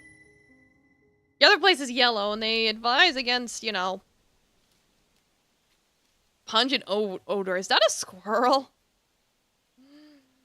Let's start with a tree tail. Cool if you could eat the rock that aid in digestion like birds. I probably could. Closer.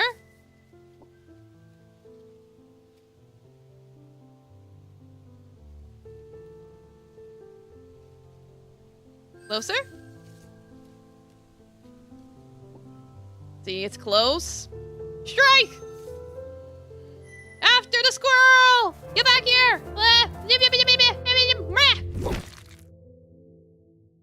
I gotcha.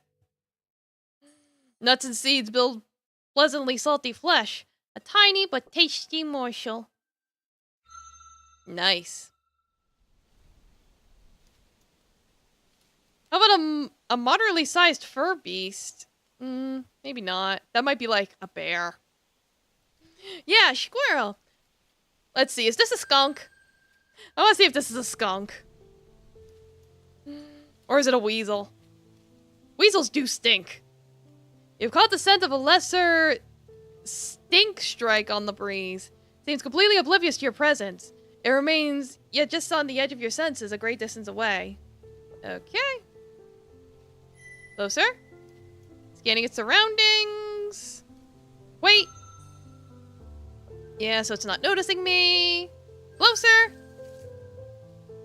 Dance of destruction!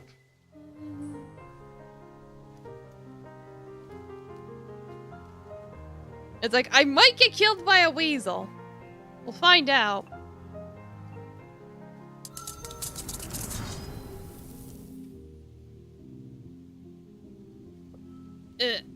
What taffy? Ah. Yeah, I think I'm gonna be killed by a weasel. Yep. It's like, first hour and a half is the tutorial. When I'm told to start doing things on my own, I just die to like random ass animals.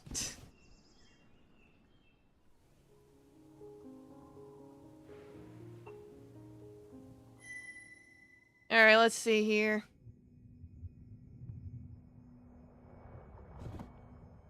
Where the Hardborn Valley creeks meet, they form a river. The waterway looms deeper here, and among the gray-green shadows you see the forms of water-bound prey. This is a realm which you have not yet experienced, but it seems to call to you. Taking a deep breath, you slide under the water. Water, it seems, caresses your body more boldly than air, and you enjoy the sensation rushing over your feathers and scales. Hunger slipping your mind. Oh yeah, Taffy's on my lap if you want to pet him. He's being a baked potato. You are fascinated by the watery essence of the scaly swimmers you meet, although they swim away from you quickly, humbly.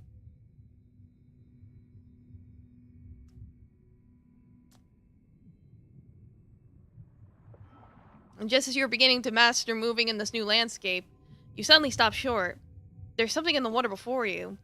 To other beings, it might seem no more than a shimmer, but your Drak eyes, open to heat and essence as well as light, is far more. Your core rises briefly. Oh, it's an otter! As you realize you've encountered a water spirit, a pure avatar of the sacred element.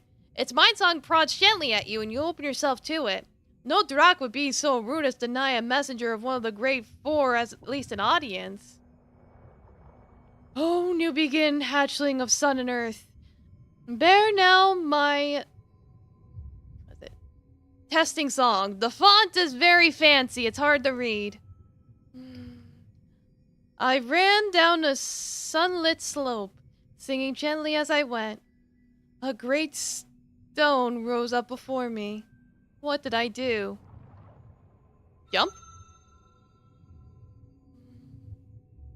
There's a setting for that? Yeah, there is. Yeah,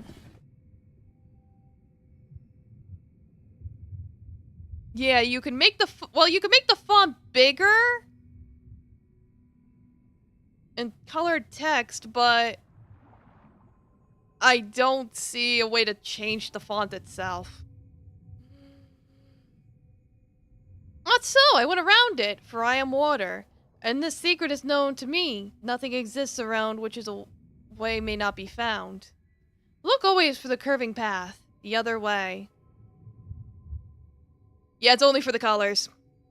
Like if you're colorblind or something. If one's heart is pure and clear, one can dance around it all things as one finds the flow of the world and obstacles become adventures. Let us play, let us sing together again.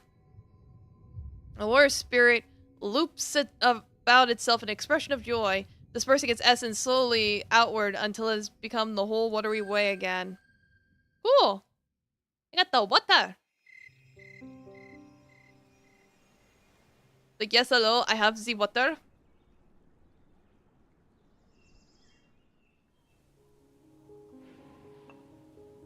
Alright, let's go hunting. Tree tail. It's favoring me, so get closer. Wait. Strike. Wait,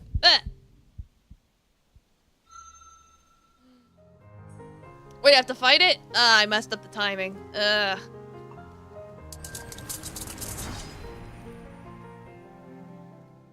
Alright, it's dead.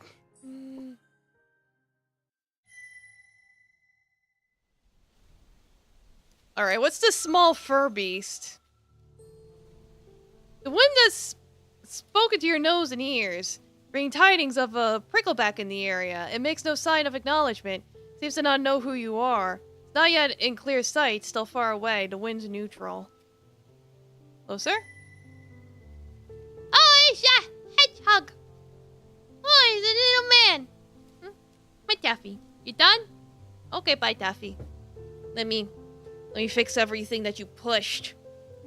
He pushed everything aside to make room for himself. Let's see. Stay still.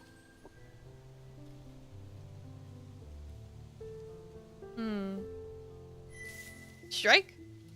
Alright. Let's see if I die to a hedgehog.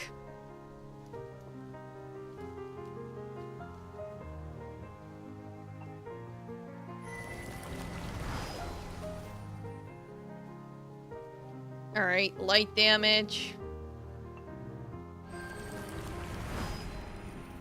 More light damage.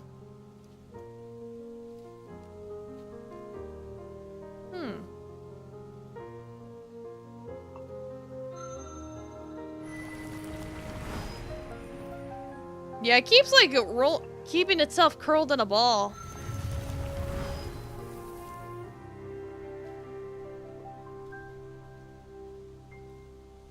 Like it enjoys being curled up in a little ball.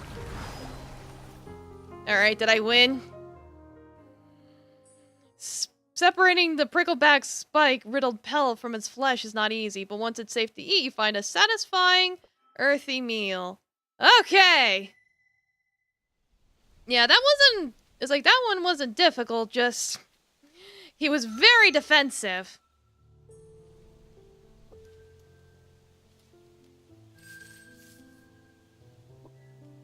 Alright.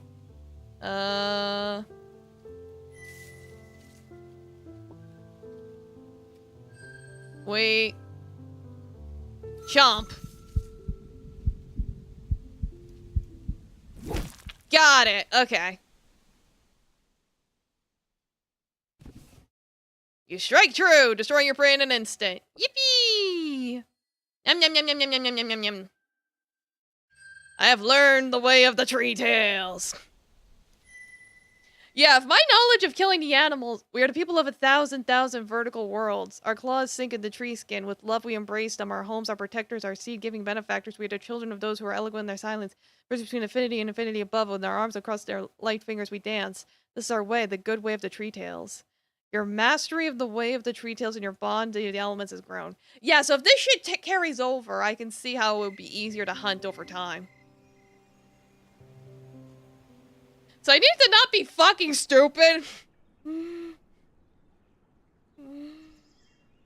not go picking out animals that I have, like, no chance against. At least I healed up.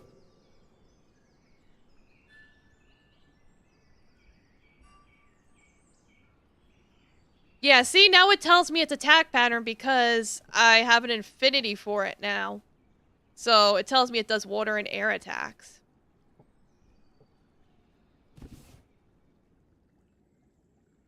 Yeah, so I'm definitely seeing the roguelike in this roguelite. You learn, you grow, you do better.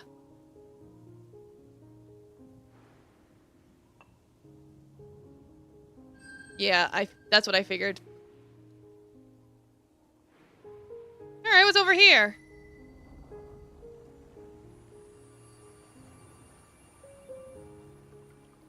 Oh, deer! Bird! Cool. Rowing further along the coldward bank of this part of the river brings you to a small lake. Charitable waters call brings many good beasts to this area, making it an excellent hunting ground for certain types of prey. But there may be other lessons here for a young Drak with an open mind.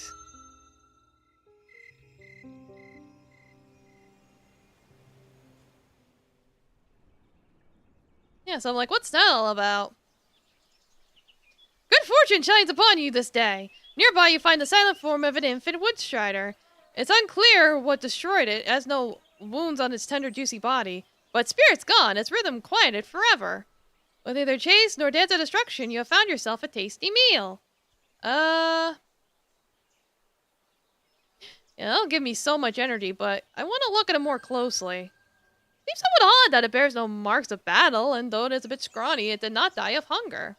Your keen senses detect some kind of swarm within and around it. Beings even tinier than the buzzing, armored-time beings which share Earth with you. You decide to call them very tiny beings, as they cannot be seen at all with the eye, only smelled, and then only vaguely. Discovery causes a kind of disquiet within you, though you know not why. With neither chase nor dance of destruction, I will eat it! Many rumors that the delectable nature of woodstrider flesh were not exaggerated. It's an excellent meal, though there was something slightly different about the taste, but overall it was a wonderful experience. Yippee! I'm probably gonna get diarrhea! It's the pool. Oh, I can hunt there.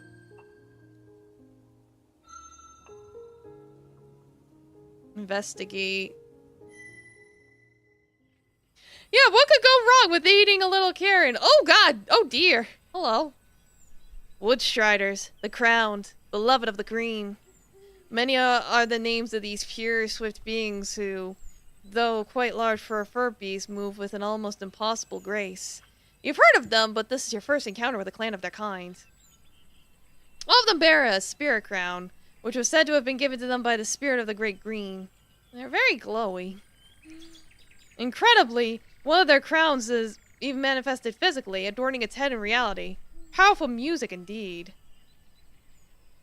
And the twice-crowned one turns its slender head to gaze at you, and you feel something stir in your boobs. You feel, admiration. They're very shiny. Such grace. Their limbs flow like water, carrying them from leaf above to grass below, and between the great trees as though they are one of form, one essence. And with the great green itself, their hearts are purer than the sky. Perhaps you will one day become an intimate a lover of the woods as they. It's like, wait, what? You learned more of the way of the woodstriders. Cool.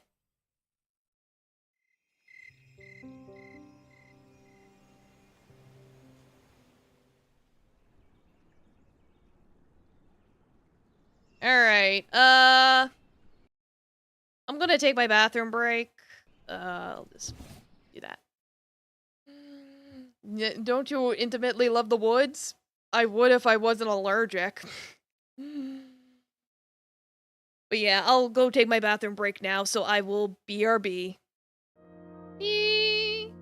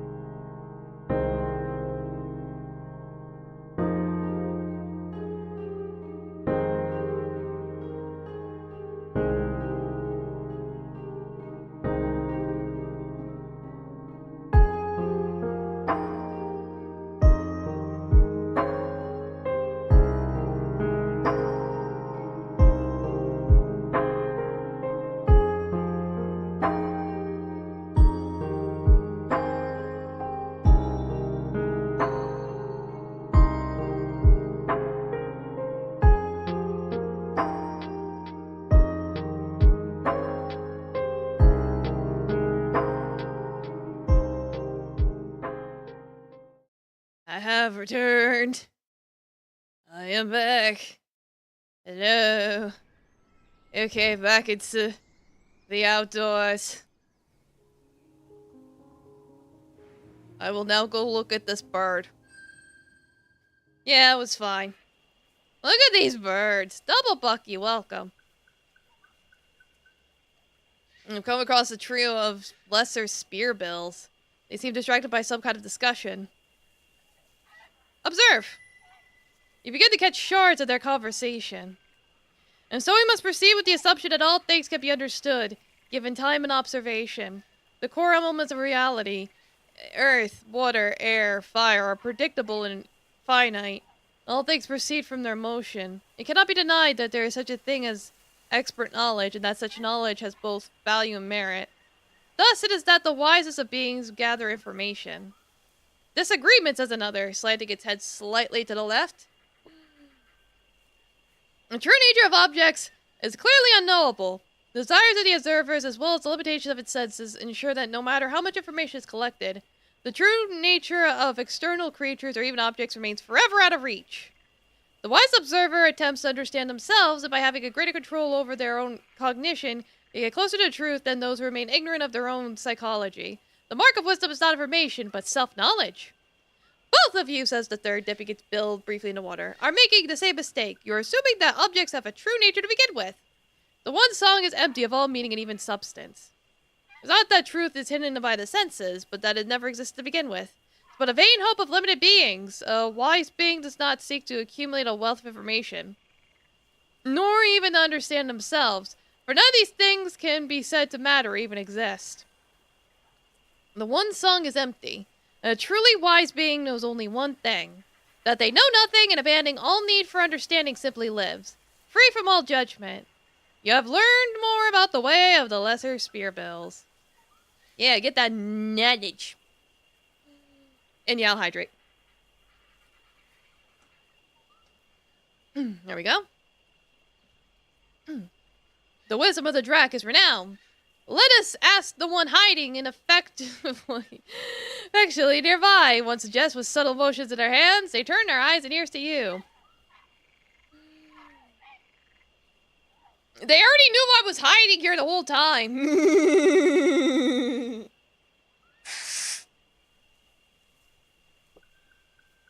What is the nature of wisdom? Is it based upon information, self-knowledge, or upon abandoning these things and simply living?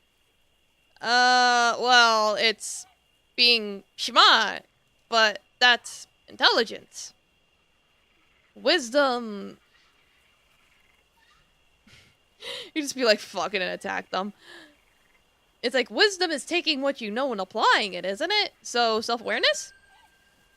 You respond that the wise are called so because they have looked within themselves and conquered their own judgment and biases. Indeed, seeking truth in external objects is useless, because even through the filter of the mind, they are but reflections of the self. In contemplation and self-knowledge, one can grow closer to the truth. After all, is it not true that some have great knowledge, but little true wisdom? True. Facts cannot lead one to wisdom. Only clarity of the heart, the ability to perceive what is hidden, can grant it. The first and third spirit bills seem unconvinced, but the second appreciates your answer, ruffling its feathers in excitement. Agreement! Oh, hatchling of the Drac, may the blessing of water, realm of hidden things and perception, be upon you! Yeah, it's like your brain's being expanded. Big brain time. 200 IQ. But the only thing that really expresses you guys is saying you don't know shit. That's about right.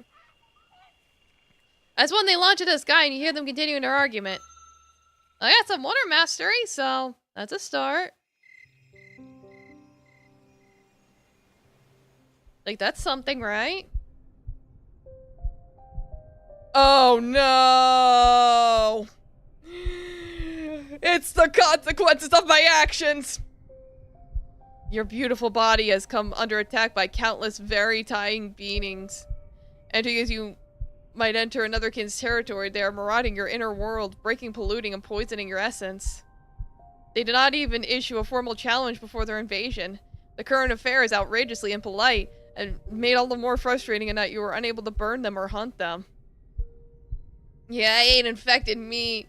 No! no. You cannot even use your mind to its regular extent. It is largely preoccupied in fighting the invisible interlopers. You cannot help but remember the questionable flesh you consumed a few suns ago. You cannot be sure, but you have a sinking suspicion that may be to blame. You have little appetite, but perhaps some hunting might help your body rally, or exclamation re-stimulate your mind. Your core is telling you to stay in your den and not move, but the no-tails continuously draw closer to discovering you. Not to mention the fact that you feel restless and irritable. Darktooth may be able to provide advice, but the trek to its territory will be laborious, and its assistance is of course never free. What will you do?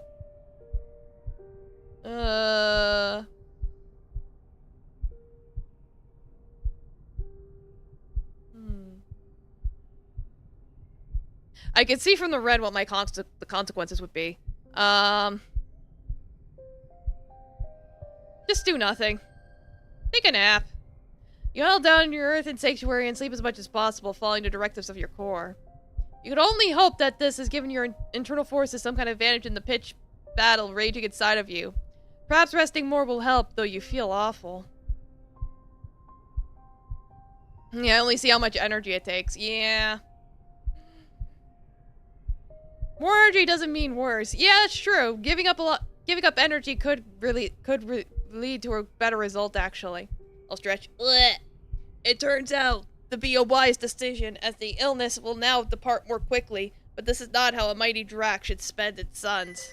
There you go. One more stretch. There we go.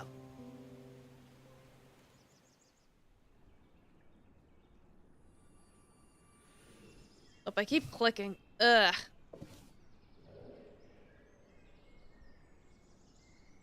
But I got another element thing. Your body's blighted by the very tiny beings which have invaded without warning or challenge. You feel sluggish and weak. Ah, so it's a level down.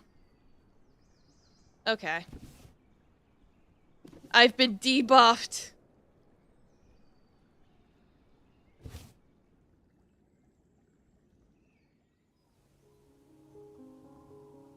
Alright, well, what's over here?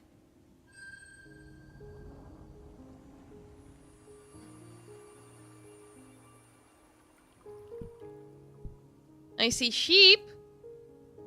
Of course, there's sheep there because people. Following the warmward bank of one of the river forks, the oily, smoky smell of the tailless is carried on the wind. You are drawing near to one of their hives. It's a dangerous land, but a bold drac might learn something of their mysterious ways or steal food or even treasures from them.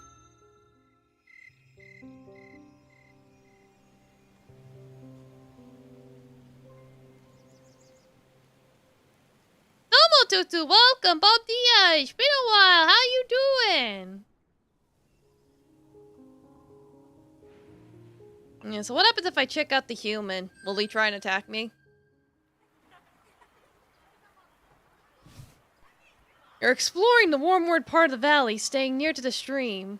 The sun is particularly bold when you hear a prolonged splashing sound. It's too irregular to be water running over rocks, and too long-lasting to be a predator struggling with prey. As you approach, the oily, otherish stench of the tailless fills the air. These are smaller than the no-tails. Oh, thank you for the follow, Domo, welcome! Hello. Yeah, check my posture. I'm good. Yeah, their scents cleaner, newer, but still disturbing. They may be hatchlings of their kind.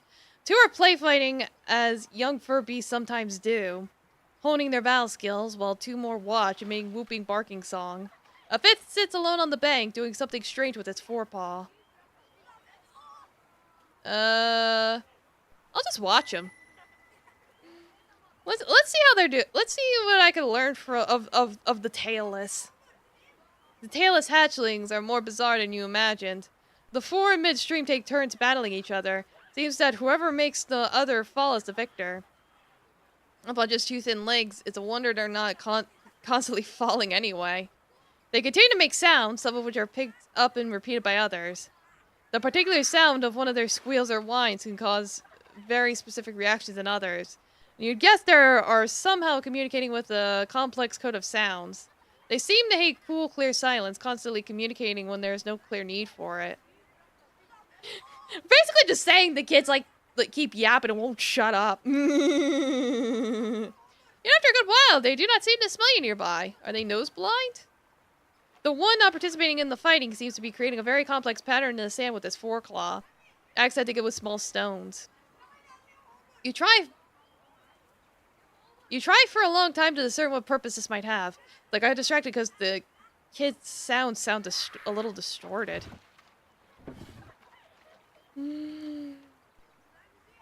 But then again, it's like, if you were to come across a strange creature making weird noises, you'd be like, what the fuck?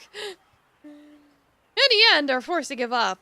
The sand pattern doesn't seem to be doing anything at all, nor would such things have any application in natural life, which you could imagine. Perhaps this one has a damaged mind. Hey! He's just artistic! You're just beginning to learn a few of their basic gestures and sounds when a group of adults arrive from downwind. Avoiding your senses until it's too late, you're now surrounded.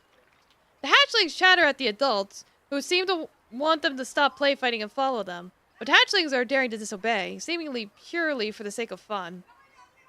Behavior which would be suicidal in any other species. A few are wandering close to where you're hiding. Yeah,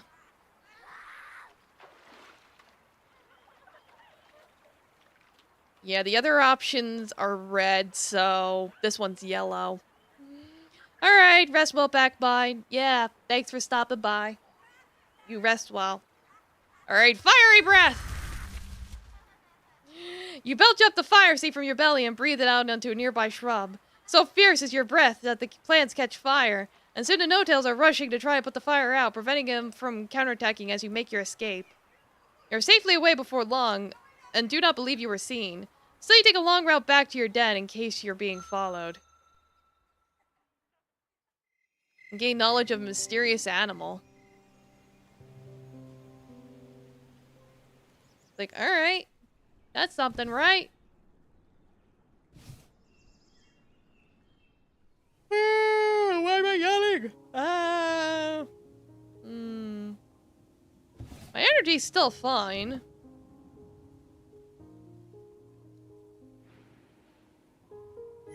And keep unlocking more areas, I guess.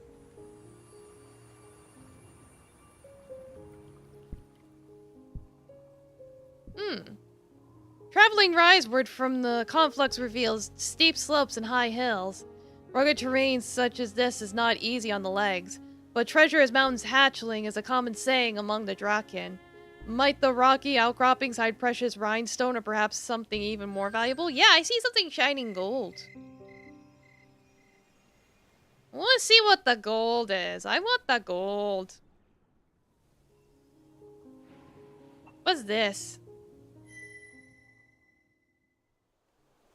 As you explore the base of the mountain which splits Heartstone Valley, a curious scent captures your attention. It smacks of shinestone, but with a hint of fire and sweet rot. Following the scent, you come to the entrance of some kind of den. It's blocked with weather-eaten shinestone, browned with decay. Some of the smells which emanate from it have hints of crystal and other stranger things. A spark of excitement runs to your forehead through to the tip of your tail. There may very well be treasure here! Yeah, I want treasure. Let's see. Yellow, yellow, red. Examine the cover more closely. Seems to be a small piece of shaped shinestone a snout's length below the cover. It probably serves some purpose. Perhaps it opens the cover? You cannot reach it with your tongue or talons. Use your tail to pull the switch? Oh my god, I'm so smart! I opened the door! I just had to push a button. I'm so smart. Your claws may not reach it, but you are just able to fit your tail into the widest part of the cover. Definitely you use it to grasp the small rhinestone bit below. A few yanks of your body and it moves, and the cover swings suddenly open.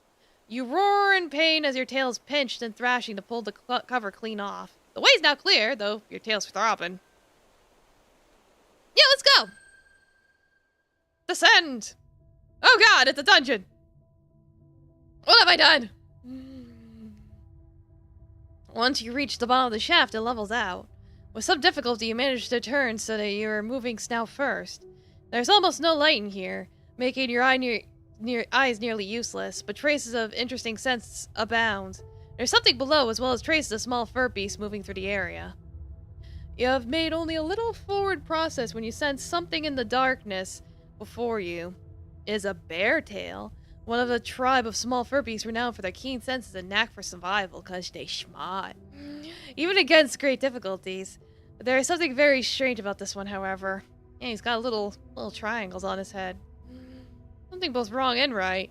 Surprisingly, it does not flee from you, but approaches and calls out for you with its mind. 1 and 1 combined into 2. 2 and 2 combined into 4. 4 and 4 combined into many. Oh my god, this rat knows math! By the enlightened mind I bear, which can grasp even number. In the name of survival, this one brings warning. Danger awaits in the abandoned lair of the others. Guardians living in an unbearing bar the way below. You tempt destruction by your presence. We do not threaten, we only advise great kin to be. You have never heard more of a mere bear tail able to communicate in such a way. Normally our thoughts are shallow and easily understood. Well,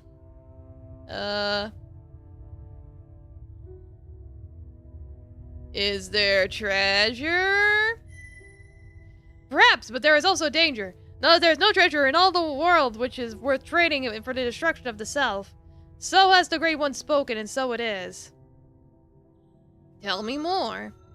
You tread within the stiff, sharp bones of a work layer of the delvers, the sun-fearing two-legged takers from below.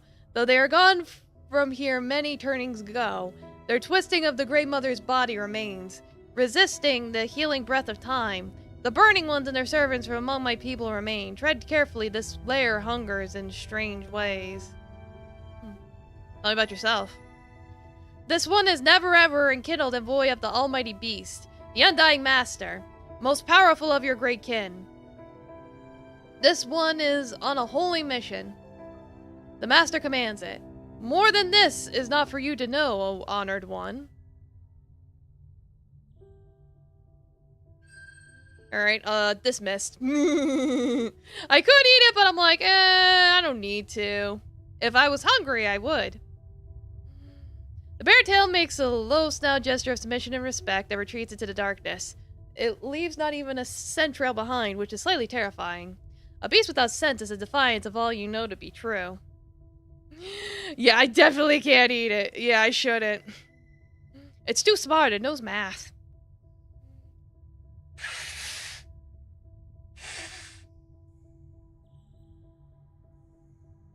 Gotta get the snot out. Ugh. Alright. Well, a lot of these are dead ends.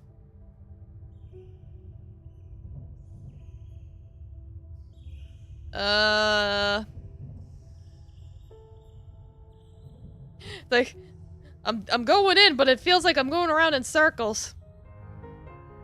Oh, hey, there's the rats.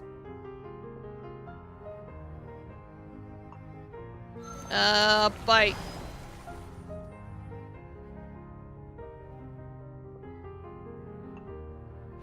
Wind. Did I win? Looks like I won.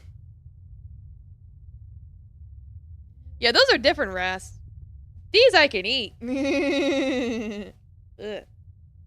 The group scatters, though 1 or 2 are too wounded to escape, and are easily consumed. Alright, well, thanks for the snack, I guess. I have no idea which way I'm going. I don't even know if I'm going the right way. I have no idea what I'm doing. Looks like all I did was just go around in circles. Or no. I'm still in here.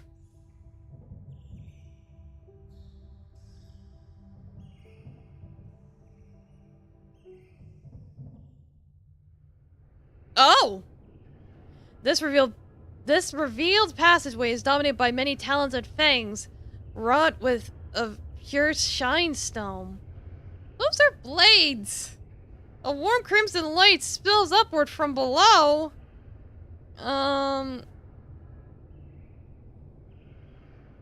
There's a hidden option. If only your air mastery were higher. Well, can I drop a shiny thing? As soon as you release the shiny, Shinestone fangs suddenly whirl in a storm of sharp activity. By the time they cease their mad dance of great destruction, the shiny's gone, smashed and sliced of tiny bits. Good God! Soon the mass of circling death claws is quiet once again. It seems clear they can sense this thing somehow and are hungry and wrathful. I don't want to die!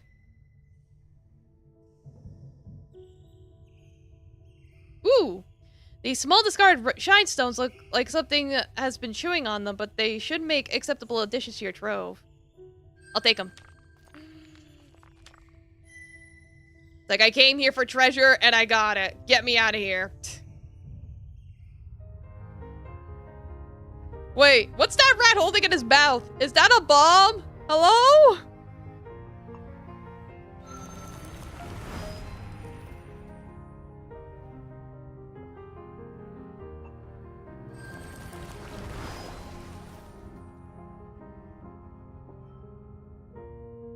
Seems awfully persistent.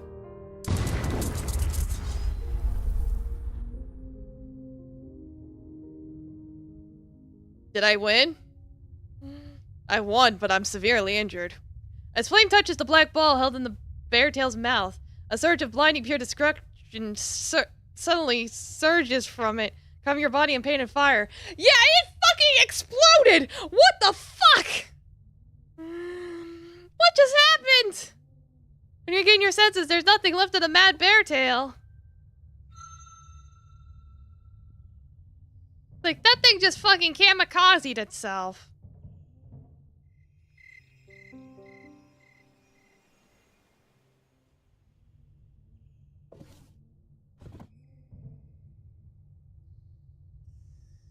Like, I just want to leave this place now. Can I get out of here, please? I went too deep, man. I went too deep.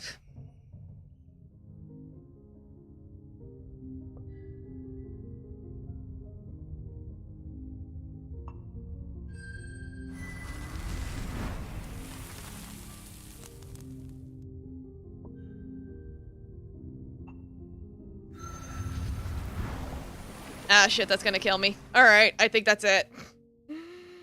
I'm dead. That's it. It's over. It's ogre.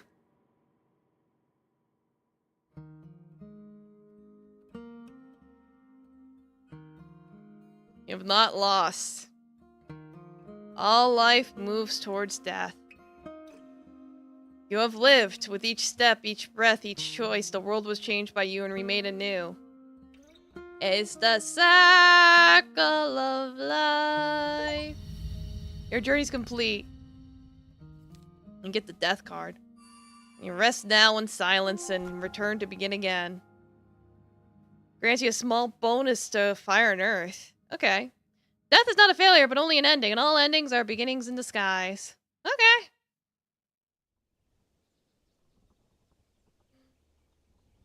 Your life was lost in the dance of destruction. You had 11 shiny things. You discovered 0 unique artifacts. Got 2 tarot cards. Hunted down and destroyed 7 beings. Mastered one of their ways. You kept 3 out of 3 hunting grounds. And discovered some stuff. Okay. Guess I'll start over.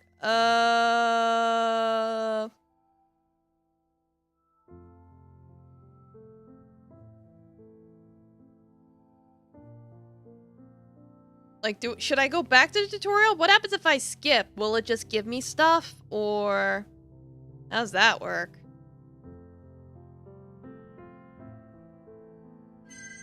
Let's see what happens if I just skip. Oh, it just gives me a choice. It'll be like, what do you want?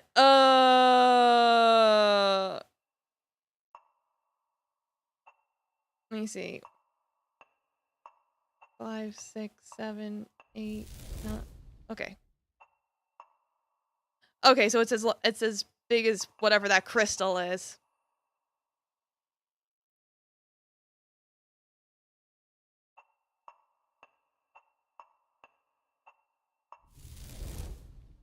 I can do that.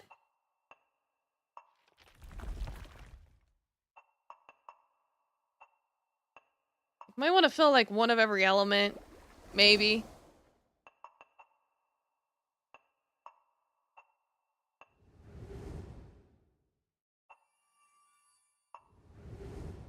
Then maybe put the rest into Earth, because when fighting, I'm like, I don't even know what element they are, so... We'll just put the rest in Earth. Why not?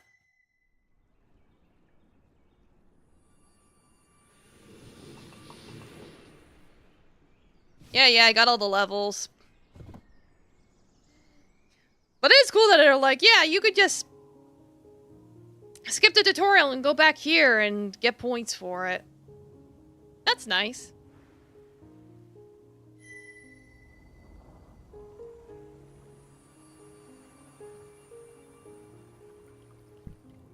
It's like, I can always try, like, a whole fresh playthrough later. It's just that since I, like, just died and I only have, like, an hour to stream left.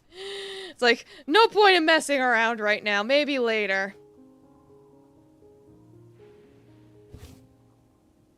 Go hunt some squirrels.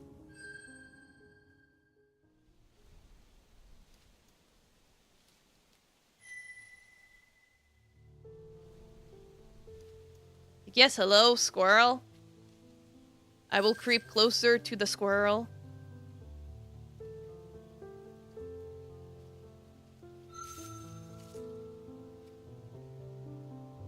They get so close. Strike! Got it. The only reason to restart at the beginning is if you absolutely want every single artifact with you. Every single artifact? I don't know what that means. Like, artifact? I haven't found any of those. Oh! So, like, it lets you carry up. Oh, okay. Yeah, so probably best that I just skip the beginning. Yeah, basically no reason to restart. Okay. Not yet, anyway. Maybe later. Go get some more squirrels.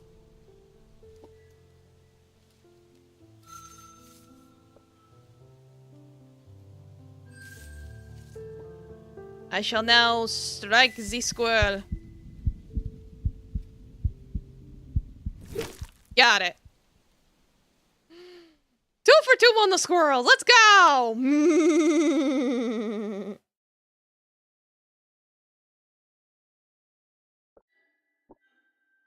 Get that tasty little morsel.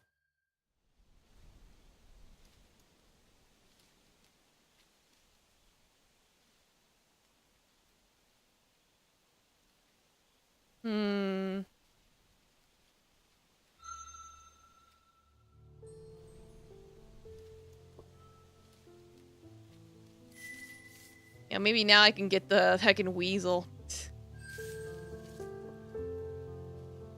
Wait. Wait. Can I get the stinky? Ah, I clicked too soon. Damn it. I clicked too soon.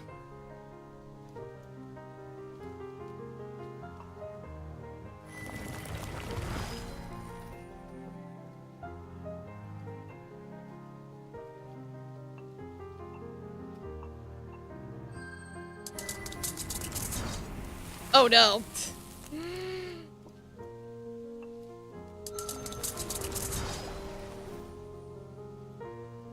Looks like it alternates between water and... yeah, earth and water. So... or air? And now I want to use air. Or not. I might die to the weasel.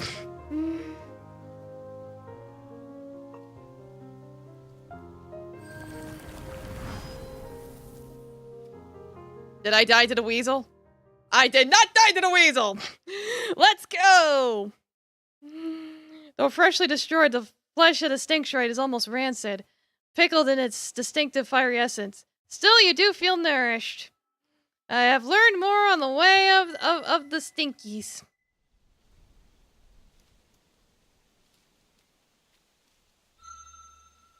Well, I learned something.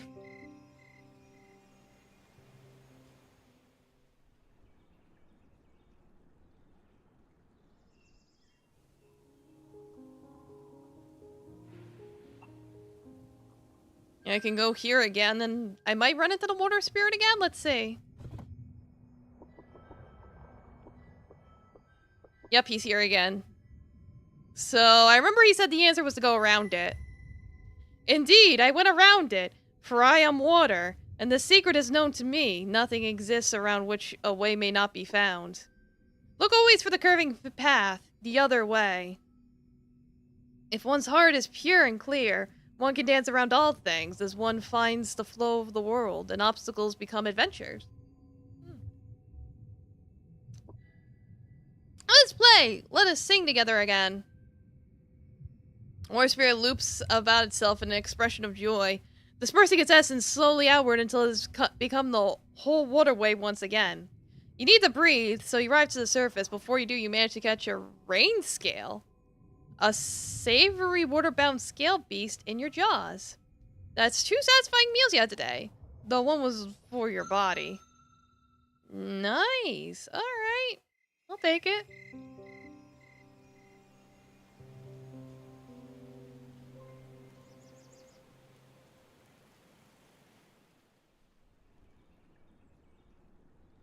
Alright. Let's see what else I can do. Go get some shinies. I was like, how many shinies will I get this time? Grab some shinies. Alright, 7 just like last time. Alright. But still, that's 7 more shinies than what I had before.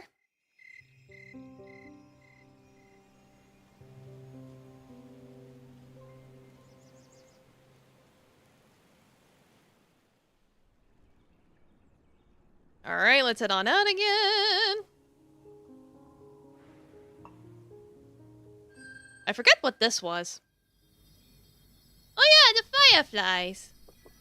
Let's see what I can do this time.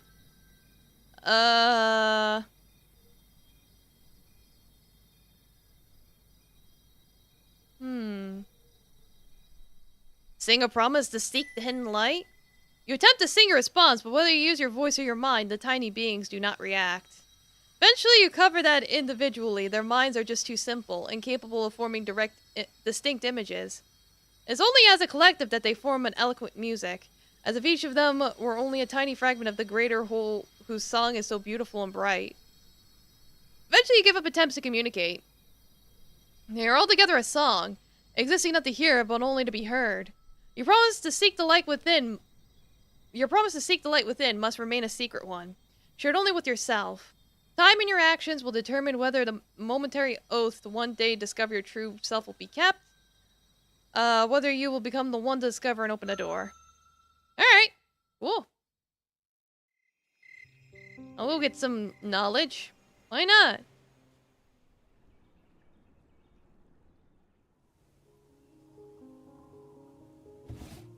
Energy seems to be okay.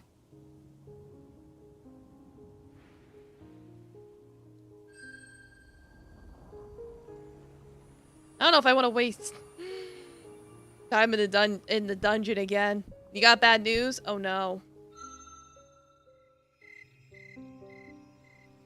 You can't be the one to discover how to open the door. That was you. Yeah, no, you wrote that guide already, so you got there first.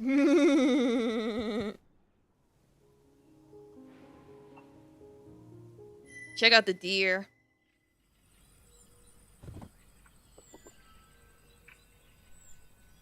How about connection?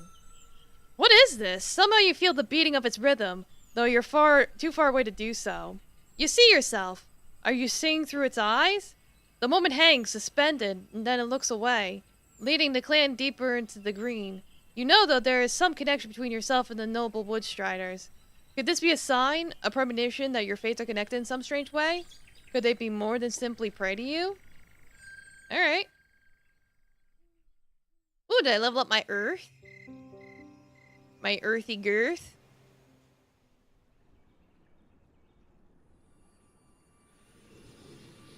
Grade 3. True armor, protecting your body from danger. All incoming physical damage is reduced. Oh, thank God. Okay. Probably a good thing I put a bunch of points in that.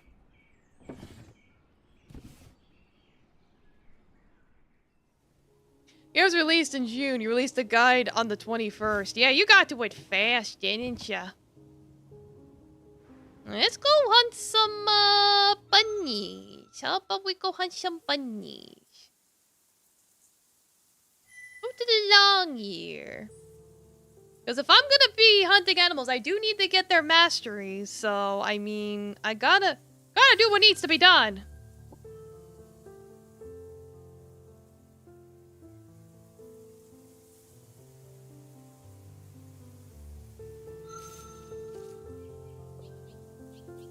Oh, it's eeping. Perfect. Strike! Got it. I have acquired the Benoy. Yum, yum, yum, yum, yum, yum, yum, yum, yum.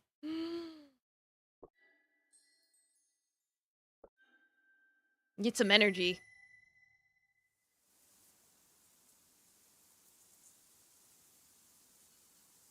Can I eat another one? No, sir. No, sir. All these Benoys keep eeping. Ah. I keep clicking too soon. I keep jinxing myself.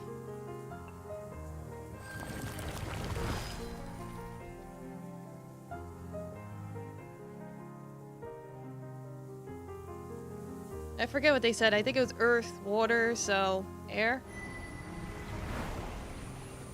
Yep. Because air beats water for some reason.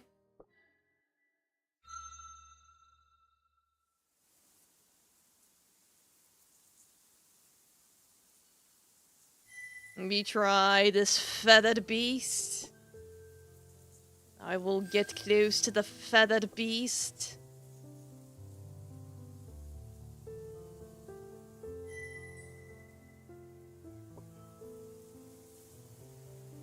I will strike the beast.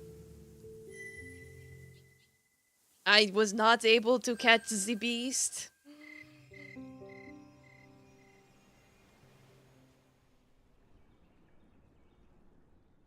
But I got my energy up. Oh god, I am not eating the deer. I have learned my lesson. I'm leaving it there. Your core cries out to you. Are you mad? This is a gift from Earth and Sun. I will have none of it. Ignoring your core's protests, you turn and leave the strangely unmarred Woodstrider hatchling where it lies. When next you come back this way, it is gone. Yeah, let someone else have fucking stomach bugs. Not my problem anymore. Yeah, see what they're talking about. I don't know shit. Confess you do not know the nature of wisdom. We have been outdone, cries one. Humility is the base of all three paths, the common force binding all. Indeed, agrees the second. Knowledge cannot be gained without a realization of one's own ignorance. Self-knowledge cannot be found without understanding one's own limitations, and emptiness cannot be discovered without a release of one's own pride and self-importance. By refusing to compete, the Drac has won, says the third. We acknowledge its superiority, and relate its victory to the air. Spreading their wings, they bow their heads in unison and then take wing. Their song echoes throughout the valley. The young Drac has wisdom. Perhaps this shall bring you renown. You have certainly learned something this day about the importance of humility. Cool. I have good reputation. Yay! What will I use this reputation for? I don't know.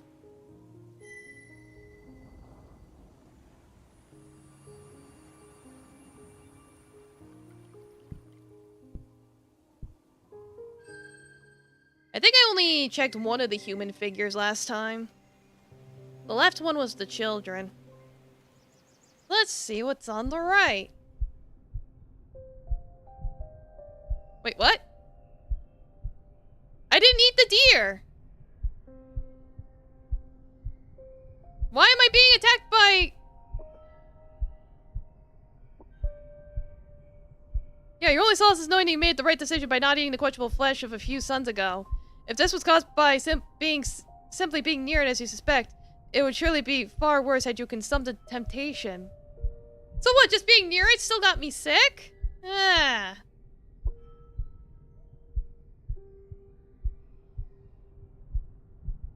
I'm gonna go out as normal.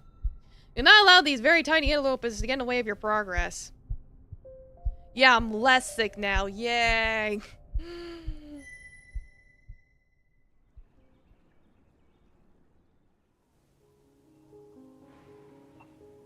Yeah, let's see what these humans are up to. The no-tails are destroying a hill. Like ants, they're carrying its vast corpse away one piece at a time to their hive. Perhaps to be eaten, though you know of no other animal which eats the very flesh of the Great Mother. More interestingly, they have unearthed something very strange in the process. Seems to be some sort of large claw or fang, but its essence is entirely alien. Simply being near it makes your teeth rattle and your bones quake within you. What, the shovel?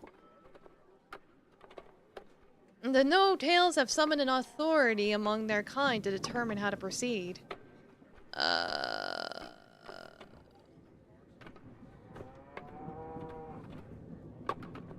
could sing to the slave beast. What's the slave beast? Is that a bull? Yeah, it looks like a bull.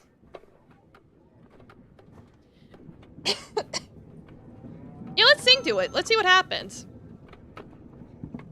The great grazer, placidly waiting nearby, has a simple mind. Both patience you manage to get it to trade thoughts with you. It informs you that the no-tails do not, in fact, eat the Great Mother's flesh, which they pull from the hill, but fashion various things out of it whose purpose the grazer does not know. It does, however, remember feeling this teeth-rattling essence before, when it accompanied their masters to meet what it calls the diggers. They seem to be some kind of other being. Tailless and yet not quite the same as the tailless you know, who live far away from sun and fashion great things out of shinestone and jewels. Hardest thing is that they have found and may have been lost by the diggers and may be something of importance to them. At that point, the great grazer's thoughts and opinions begin to have more and more to do with grass. He must be getting hungry, and he stopped communicating with it after a few questions in a row are answered with nothing more than grass. Yummy grass. Alright, that's red. As tempting as it is to try and steal their shiny thing, I don't know if I should. Oh, I haven't died yet! Fuck it! I want the shiny! As soon as you reveal yourself, you're spotted by one of the tailless workers, and they begin singing shrilly and launching hard things at you with their forepaws. A no-tail carrying a fang on the end of a stick and protected by shine-studded coverings intercepts you, planning mean to destroy you. Engage in a dance of destruction with a warrior no-tail? Sure. As you begin the dance of destruction and other no-tails close in around you, escape will be impossible. It'll be victory or death. Yes, I die. You can't retreat from this fight. Stand with pride and fight with honor. Fire!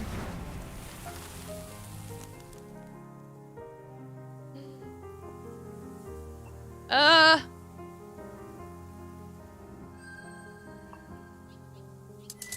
bite you.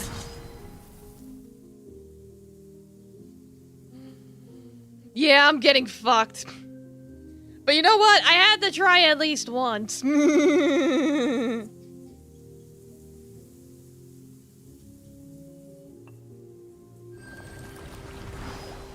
Like, just once. No, there's a dangerous, don't you know? Yeah, right. Alright, well now I know I am not in proper shape to be fighting those things.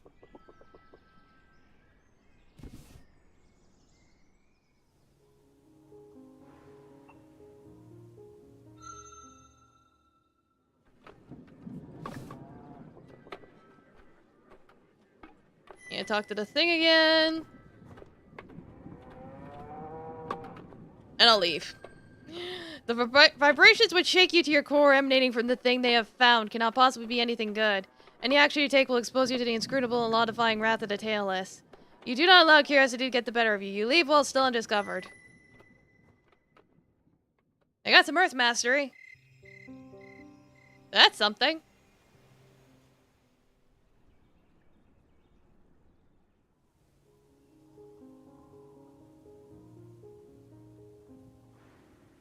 Go to the kids again.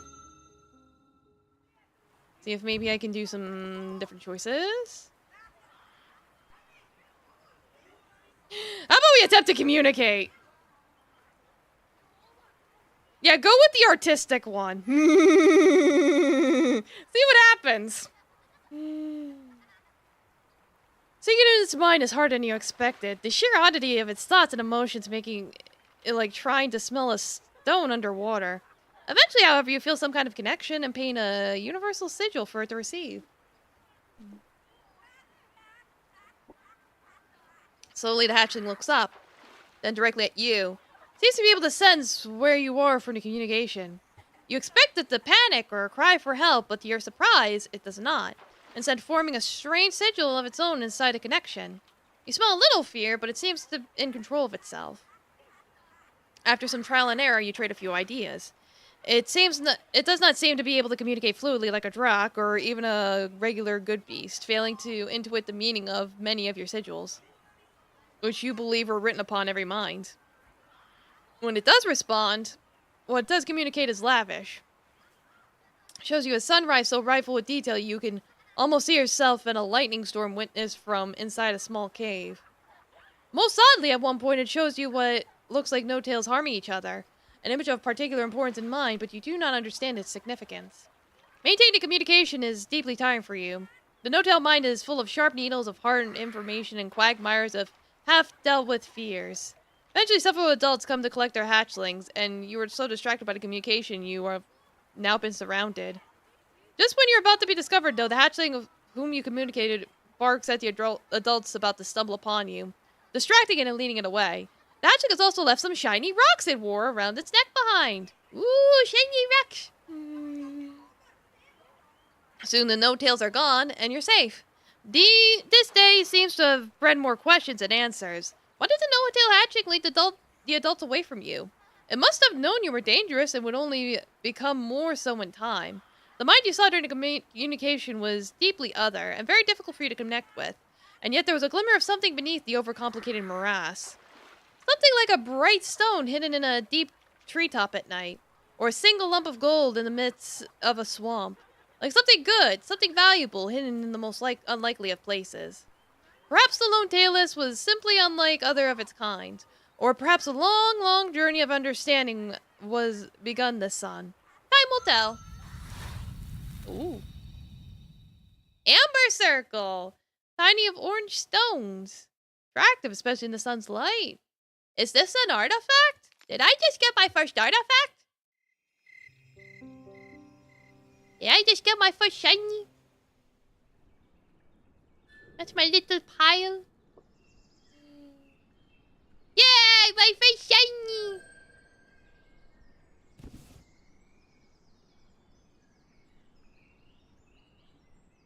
Alright, cool.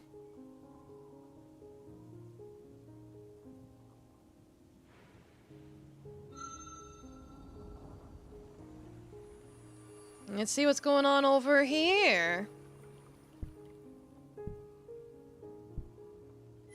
Yeah, I checked that golden one. That's the one that led to the dungeon, if I recall correctly, so...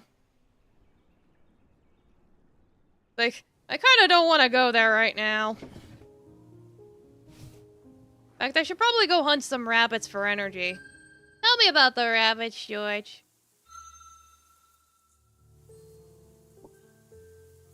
A little sneaky sneaky. Sneaky-doo. Uh-oh, he's aware. I will stay still. Stay still some more. He went back to sleep. Now I will eat him. got it. Hey, I tried fighting humans before.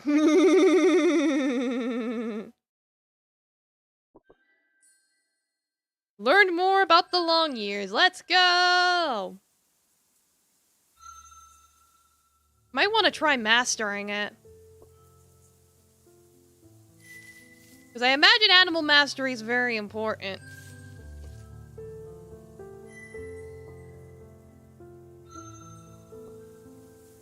So I'll focus on that. Yeah.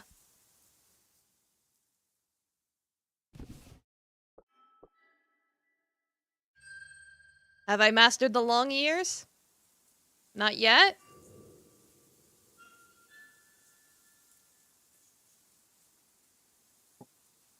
Looks like I might have, yeah. Because I see I got the thing. Alright.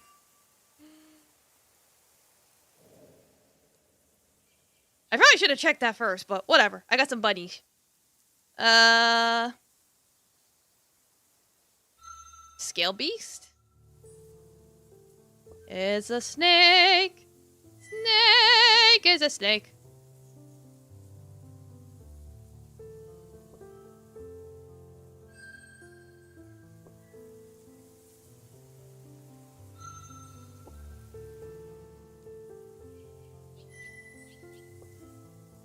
Seems to be very alert. Very alert snake.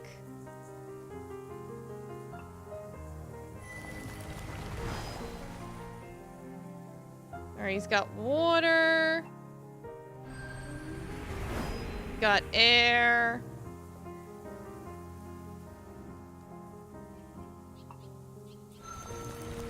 And earth.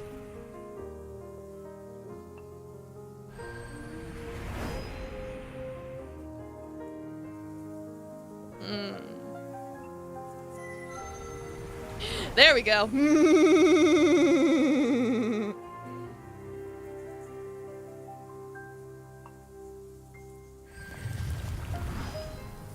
Yeah, and then finish him off with some fire. You prevailed in the dance of destruction. What will you do with the now silent body of the death bite? We could roast it. Let's do a little roasting. You bathed the now quiet death snake's body in your flame for a short time, burning away the toxic venom. The meal is now safe and surprisingly satisfying. Yeah, learn the way of the snake. It's like, whoa, I got a lot of energy for that. Like, I entered the womb of the Great Mother, feeling the soft fur, the love of my many brothers and sisters. I leave her womb and am reborn, the wind of my years, the lush and fervent feast before me. May we all return to earth and sleep within her perfect body. May we all be reborn with each departure. This is our way, the good way of the long years. Okay, so I don't get the thing until after the day ends. Okay.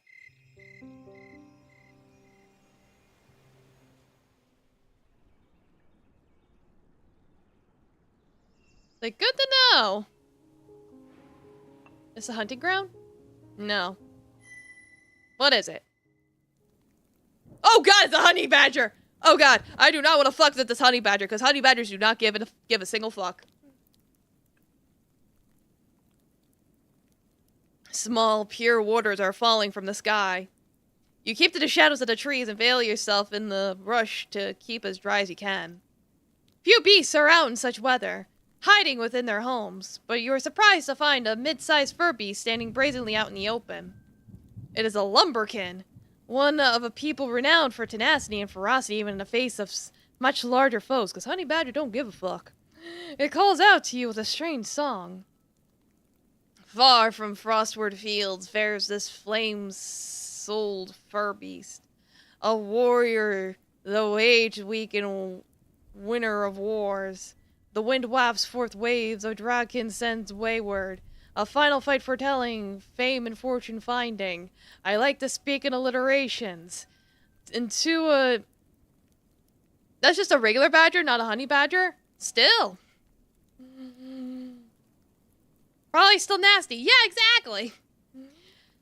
To a true fighting soul, treasures too I shall tender. Come and bring claw against claw, cruelly clashing. The lumberkin's soul blazes as if eager to escape from the narrow confines of its aging and scarred body. Okay, but why? A last dance of destruction with a daring drac. So will they sing of it in the star home. At den of the doughty, last lair of the lumberkin. Unashamed shall I stand with the souls of the strong, power to pour upon my proud people, from the burrow of the bold beyond all beginnings. Do I want to...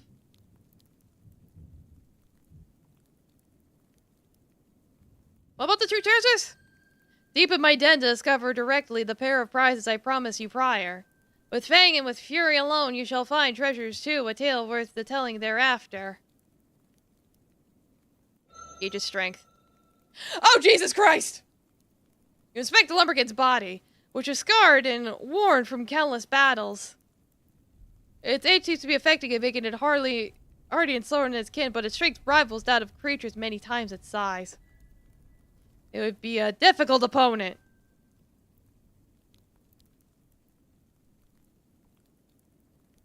I'm not powerful enough yet, but I could come back.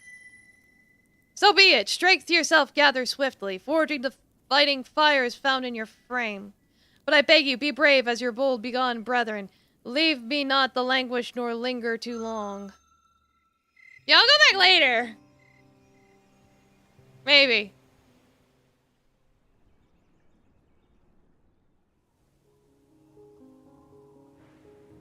Alright, what's this? This sun, you have discovered a hidden outcropping of beautiful shinestone peeking through its mother rock.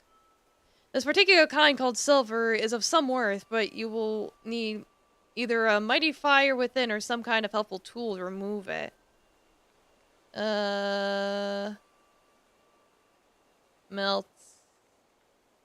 Eve. Yeah, probably if I took the tool from the humans, I probably would have been able to do it, but they were too strong.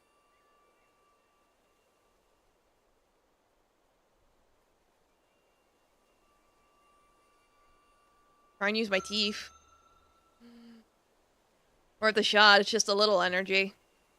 It's a long and weary affair to break the jealous misery stone away from the precious treasure using the hard parts of your body. And you injured yourself twice. Broken tooth, a split claw, but you managed to get a few chunks of the treasure out. Very few. Totally worth it. Anything for the shinies. Look at all my shinies.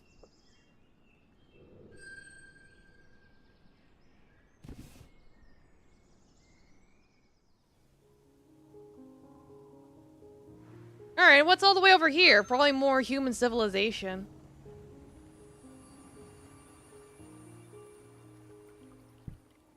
Yeah, more humans.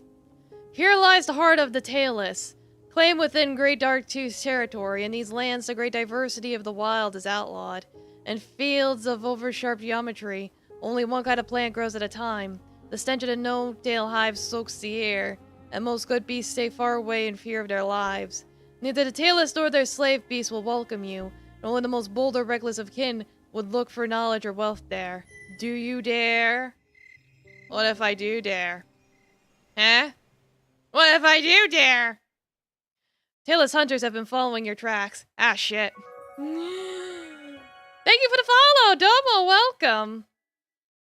They are not yet near your den, but you must find a new home in Great Green before you're discovered. Wait, how do I do that?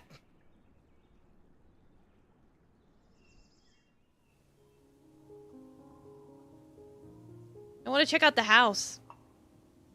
What's the house? Oh my god, it's kitties! Wow! You have come dangerously close to the dreaded hive of the no-tails. Few could beast dwell here besides the races the tailless have enslaved, or those too small for them to notice. Yeah, this is the best house. Hollow structures built from the remains of murdered trees stand here and there, mostly stinking of the tailless, oily other smell. One of these edifices, however, is mostly devoid of the no-tail scent. Instead, the air here is redolent with the sweet smell of rot, of earth slowly reclaiming things left behind. Cautiously entering the dilapidated den, you discover this is the home of an enclave of lesser slide claws. They laze about on bundles of dead, rotting grass, many of them asleep, though a few are awake and washing themselves, combing their fur with their rough tongues. You have learned more about the way of the lesser slide claws. A sable-furred, golden-eyed slide-claw birther, heavy with young, seems to preside over this half-conscious gathering. When you prod at her mind with your song, she responds, her reply full of slow loops and curls. Oh god, literally. I literally can't read that. Enhance. That didn't work.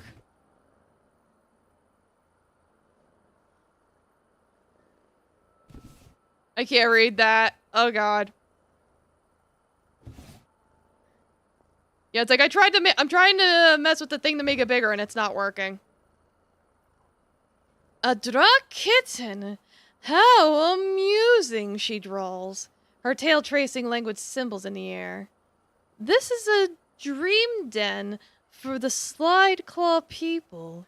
Leave this place before the no-tails follow you here and disturb our dreams with your loud and tedious destruction. But I have a question. I don't know what the question is, but I want to ask the question. Your attempts for further communication are met with disdainful yawns and tail flicks. We find little amusement in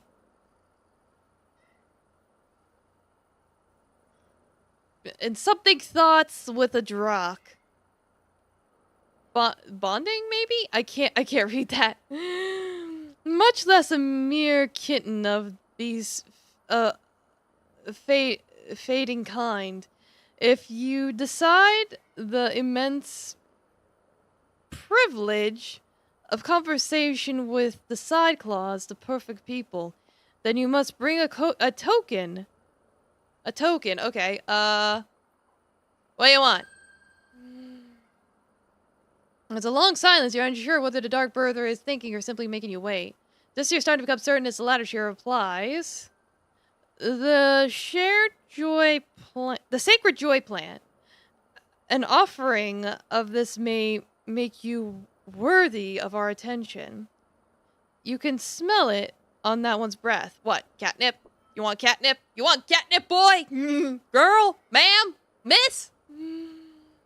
A clear inebriated cyclaw giver rolling about on the dead grass and making a rumbling sound deep within its body does indeed reek of a strange herbal scent. Or perhaps an offering of flesh? Bring the quiet body of one of the sun callers, whom the no-tails keep as slaves to announce the dawn. We have smelled their flesh as if it is roasted by the tailless. It is a savory morsel. I'll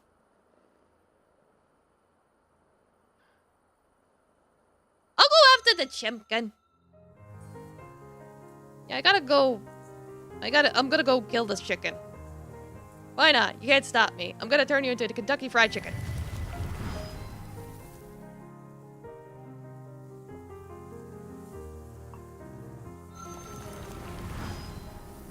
Well, that was easy. At least that was easy. Because it's just a chimkin. Destroying the sun color was not too challenging, but you had to quickly retreat with its body in your maw. The no-tails seem to have been alerted by the noise. They may now search for you more actively. The no-tails are threatened by your actions. Your time has been reduced. Ah, fuck. The cyclops descend upon the lifeless body when you present it to them. They toy with it, tear off its feathers, and play with them, and consume the flesh of its breasts unhurriedly. When they glean no more amusement nor nutrition from it, the birther leader returns her attention to you. Sing and we shall reply.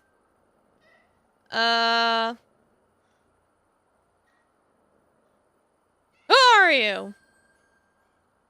We are the perfect people. Those who are so lithe and swift that destroying other beings is for us not a duty, but for a pleasure. All smaller beings were created for our amusement, and our delight in playing with these inferior bodies before finally gnawing them, destruction. The night itself is our... I can't read that. And we acknowledge no boundary. Oh, territory. The night itself is our territory. We proudly sing out during our dance of creation, safe in the knowledge that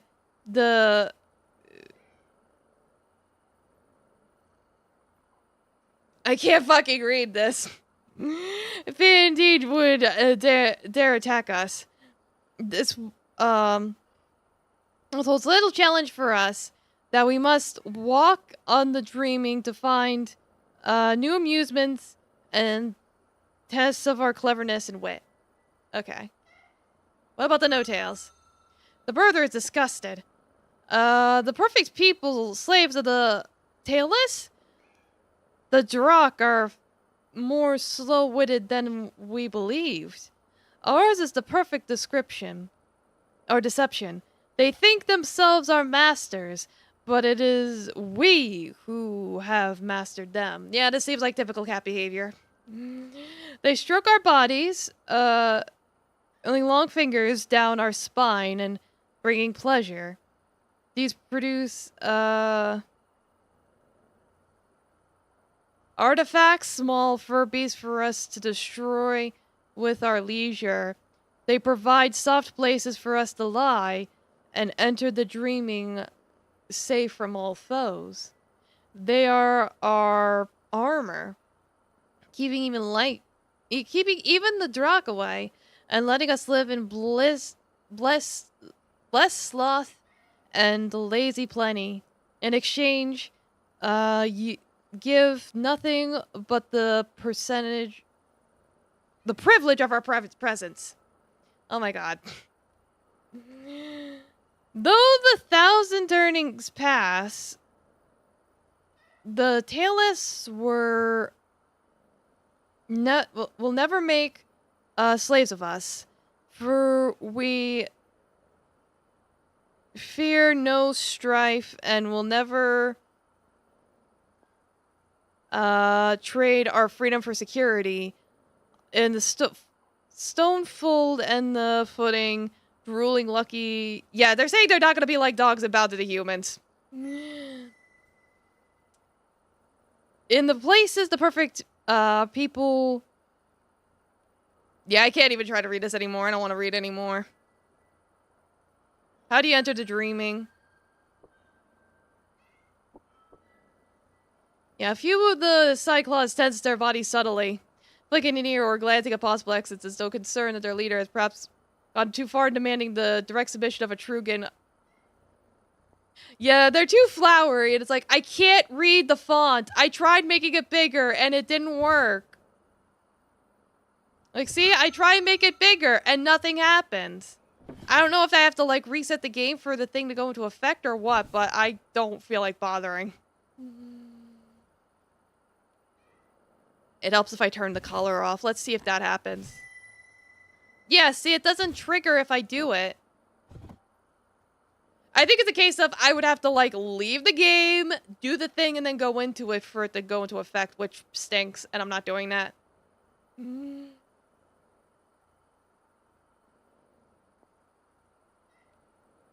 gonna teach you a lesson.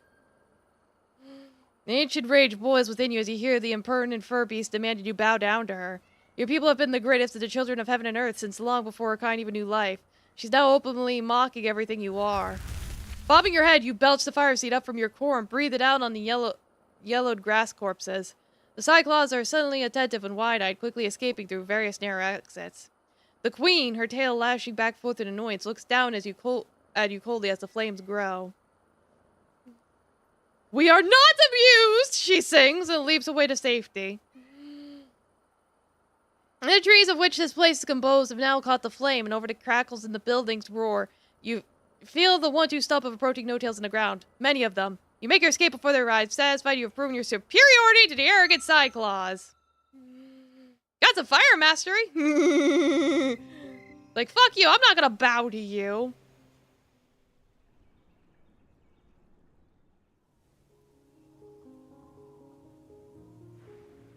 Let's see, there's humans here.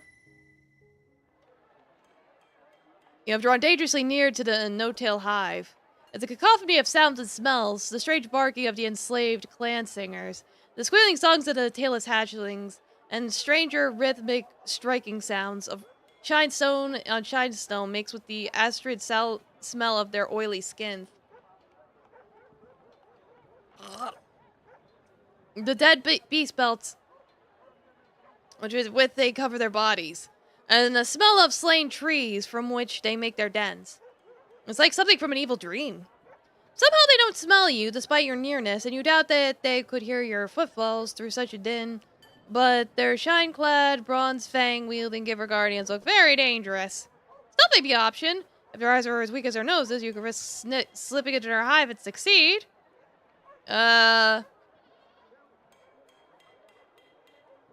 Your core strongly supports this action.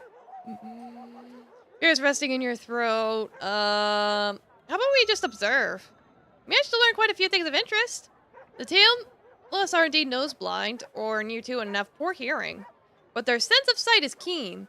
The guardians see their fellows approaching from farther away than you could, and can even identify individuals at a distance, judging by their varied reactions. It's far worse as the shadows grow long and sun dies, however. They see well only at the light, and darkness is a weakness of theirs. They keep small flame spirits trapped on sticks to provide light as the land darkens. You seem to limit the activities of the young, old, sick, wounded, and the birthers, who are mostly confined to the dens. All of their warriors and laborers are givers, who are given more freedom, it seems, in exchange for a much higher risk of destruction. Their strange, shattering songs are nearly endless. You could hear their voices constantly within the hive. What could they possibly be communicating about for hundreds of heartbeats on end? Even more than singing feather beasts and croaking green leapers. The tailless seem to love the sounds of their own voices, as though they fear silence. Yeah, humans just refuse to shut the fuck up! They emit a strange panting ha-ha-ha sound occasionally. You have no clue what caused it. It's laughter. Yeah, people do tend to go on for a while, this is true. Suddenly you're in jeopardy. A no-tail warrior slave beast, a degenerate clan singer has smelled you and is singing an all too clear song of warning to its masters who are moving to investigate your hiding place, weapons at the ready. If you stand your ground, you'll face many of them. Yeah, no, I'm getting out of here. Catch one of their flying stone fangs when they launch from bent sticks in the shoulder, but you manage to get away alive. You would dare not approach the hive again, at least not while still a mere infant of your kind. Perhaps someday. He's like, dang, I really am running out of time, aren't I? The long, clawless paw prints of the no-tails have appeared dangerously near your den, and their scent is now on the air when you awaken each new sun. If you wait much longer, you're likely to be discovered. You should head towards the entrance of the Great Green. Where even is the entrance?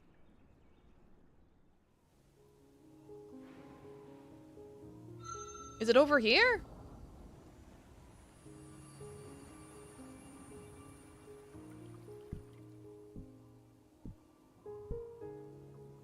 You've reached the end of one of the two river forks. What taffy? Wanna share my nap? Huh? Yeah.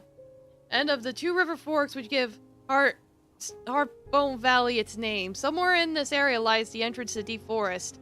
The Great Green. Oh, so it's probably this thing. Which you must escape before the no-tails find you. Do not tempt fate, but do not be too eager to leave. Once you do, you may not return, and the opportunities for new knowledge and treasure are many, both here and somewhere else in the valley. Okay.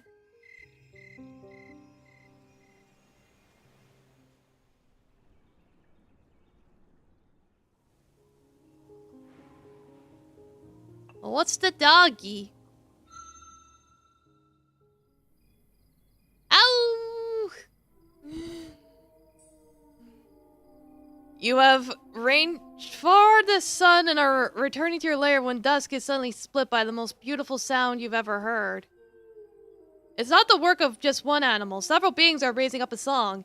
Each of their voices is distinct and more and important in the braided music which pours out from them. You can only be the mighty clan singers, whose music is renowned among all.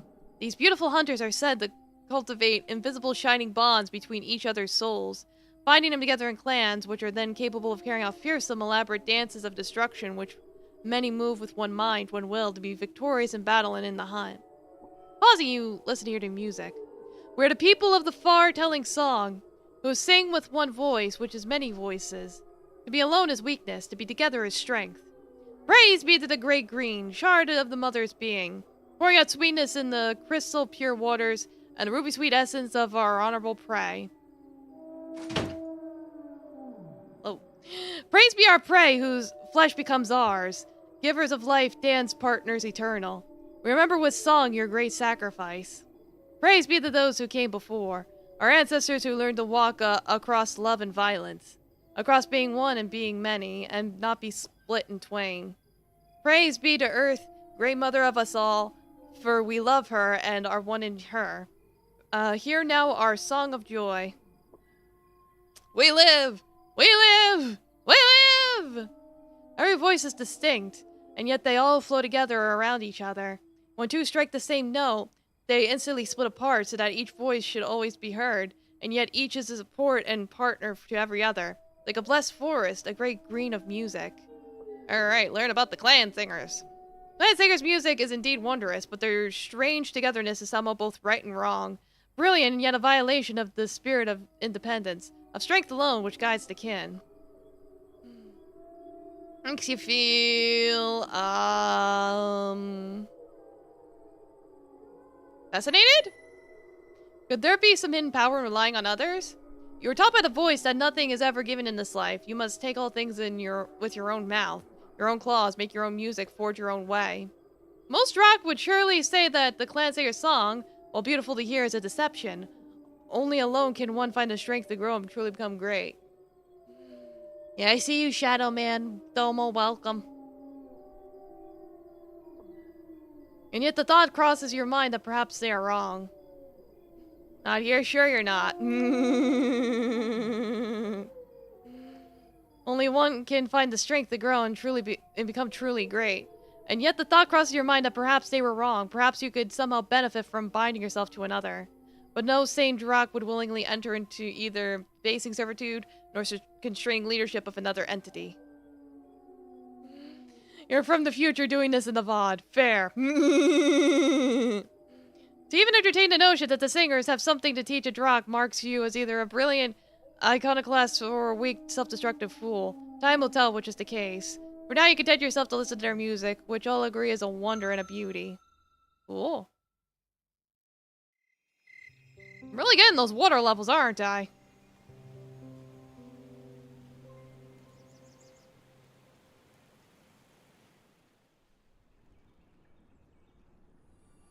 What level am I on? Okay, third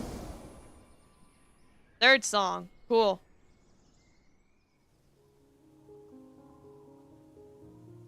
I'm running out of time, so... Water's a weak element. Yeah, I figured. Seems to only be good for sneaking.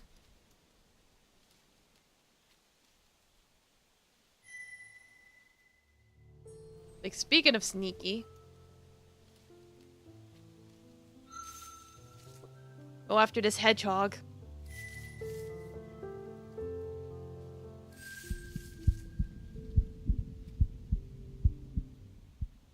Act! Like half a second too late.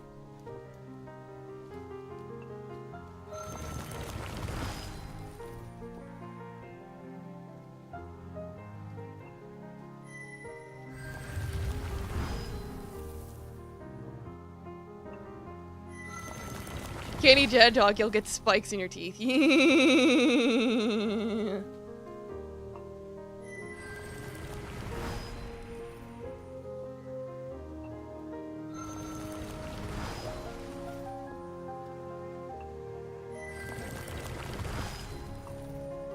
Can this hedgehog die already, please?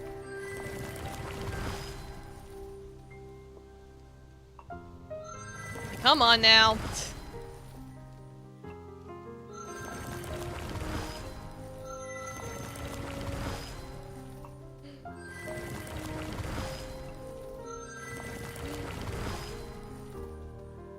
Like, oh, now it's crippled.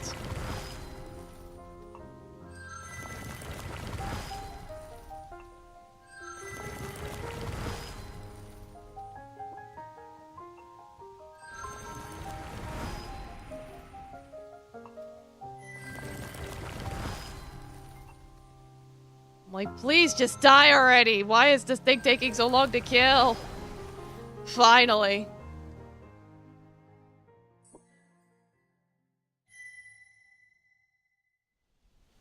Have I learned the way of the hedgehog? I have not learned the way of the hedgehog. I would like to learn the way of the hedgehog. Maybe I could be like Sonic and go fast.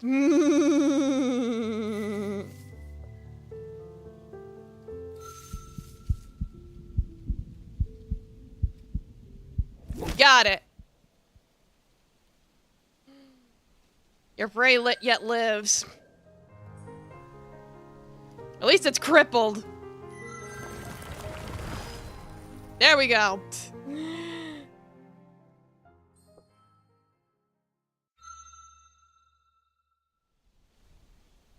Have I learned the way of the hedgehog? Perhaps. It's not yellow. I may have to kill it one more time. It's probably a case of you have to eat it like 3 times or something.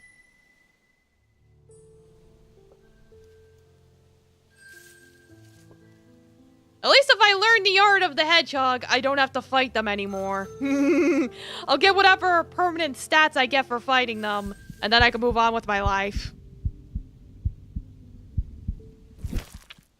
Got it.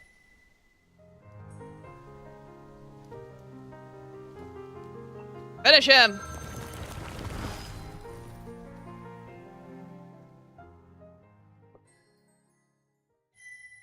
At least I got a good chunk of energy from that.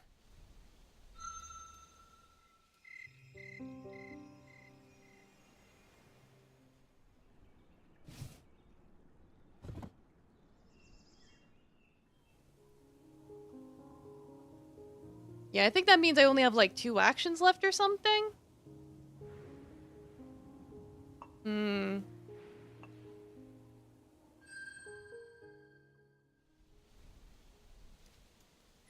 Like, let me finish off those hedgehogs.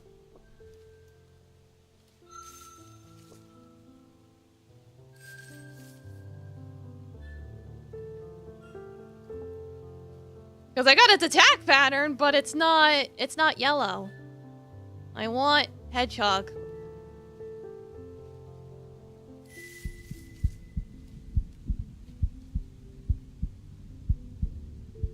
Ah, damn it.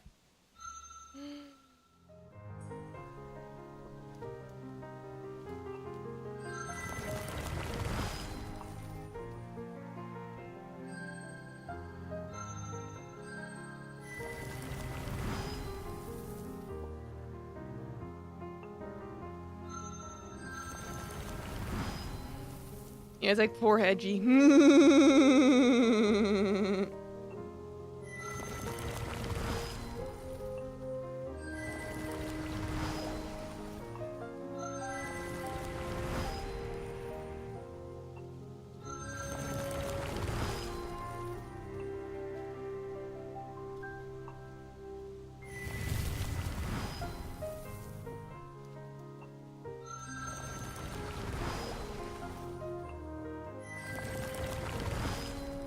Just trying to kill this thing already. Come on! Die, you stupid hedgehog!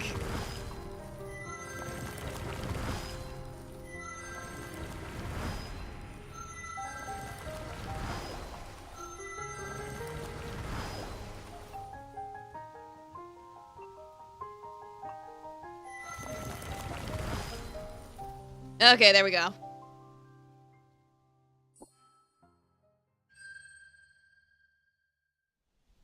Am I done? I'm done. Okay.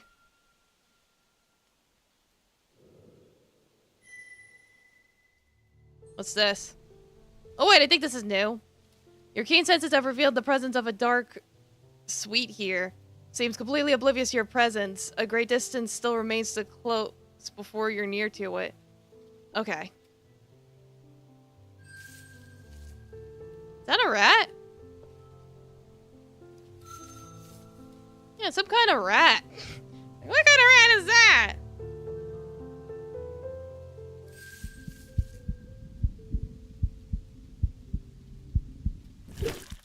I got it.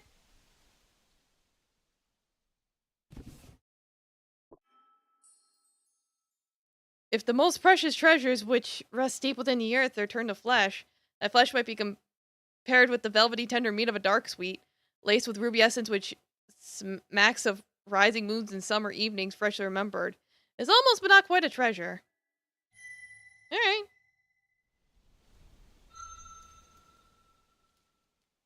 Though we are people of the thousand weapons, we are gentle teachers of strong, quiet truths. Have you felt our lessons in your flesh? To rush at your desires is to harm yourself. The truly strong need not flee or fly. To do nothing is often the best thing to do. Patiently, we instruct those who would destroy us. This is our way, the good way of the pricklebacks. Okay. I got it. Yay.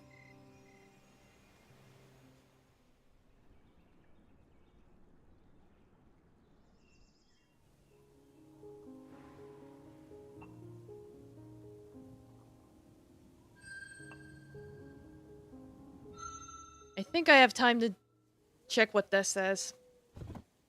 The morning is still young when you come across the most fascinating layer.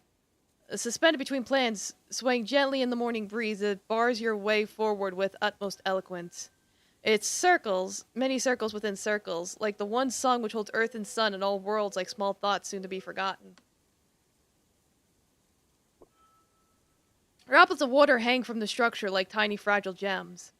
At the center of it all, its spirit muted, almost scentless, rests a weaver. You know the weaver tribe by reputation. Their way is old, even by the standards of the Drakh. Among tiny beings, they are feared destroyers. Oh yeah, arachnophobia warning. But pose no danger to a great kin such as you. Your path forward, however, is obstructed by this weaver's trap layer. Finding a way around would take effort. Not very much, but some. The easiest way to continue is through. Surely no beast of the Great Green would think twice before forging ahead. It would be madness to worry about a tiny being. Let's sing to it. You extend your mind song outward, searching for the weavers. It's very, very difficult for you to connect to its tiny consciousness. But finally, you feel something at the edge of silence. I don't know Braille! It's like, quick, somebody... does somebody know Braille? Anybody? Anybody know Braille? It's in your guide? Okay. It repeats endlessly over and over again. It hurts you somehow, and you break through the thought of connection. The quiet comes as a relief. I'll just take a different route. Backtrack a short distance, poking your snout through leafy fronds to find our way through. Eventually you find one looking backwards. You see the weaver still there, barely alive, spirit drawn tightly within, only hint of light escaping. Perhaps it is a prayer for some tiny being to trespass upon its sacred space that it may feed. The mind of a weaver is perhaps best left undisturbed. Strange things are sung of it. Okay. Sure, that works.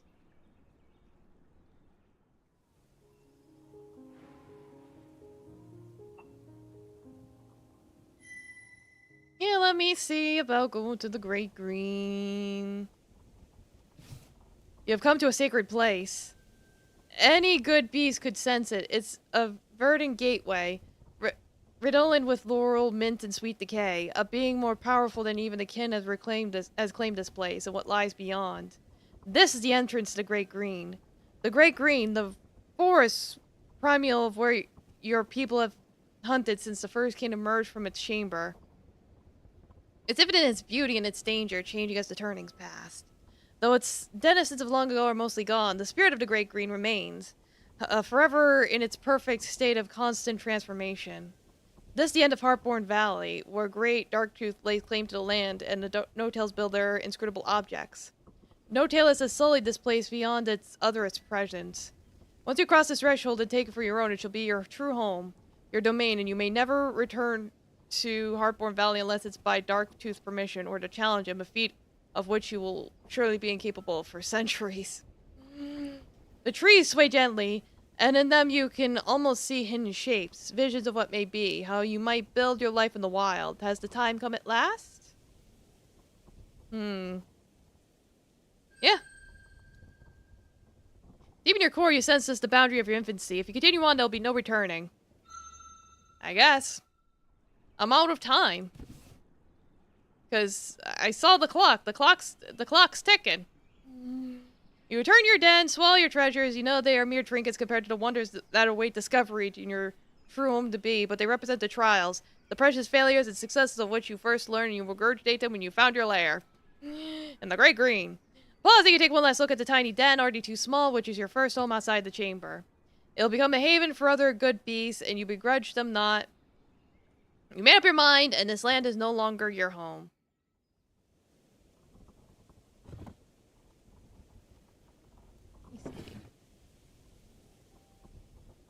That save was less than a minute ago. I want to see where it puts me. Perfect.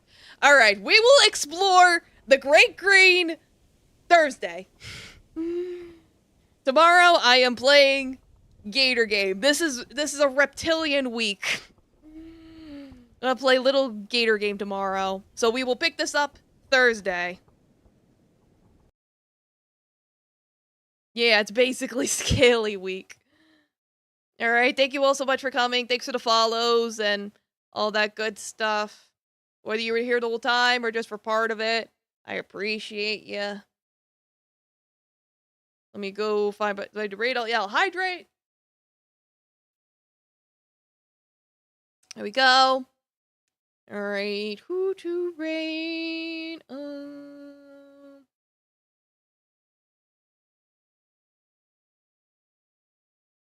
I don't think we've rated this person in a while. Spell that correctly. Alright. Hey, good night, everyone. Rest well. Eat your vegetables. And, be careful when hunting out there. Don't get killed by rabbits. Good night.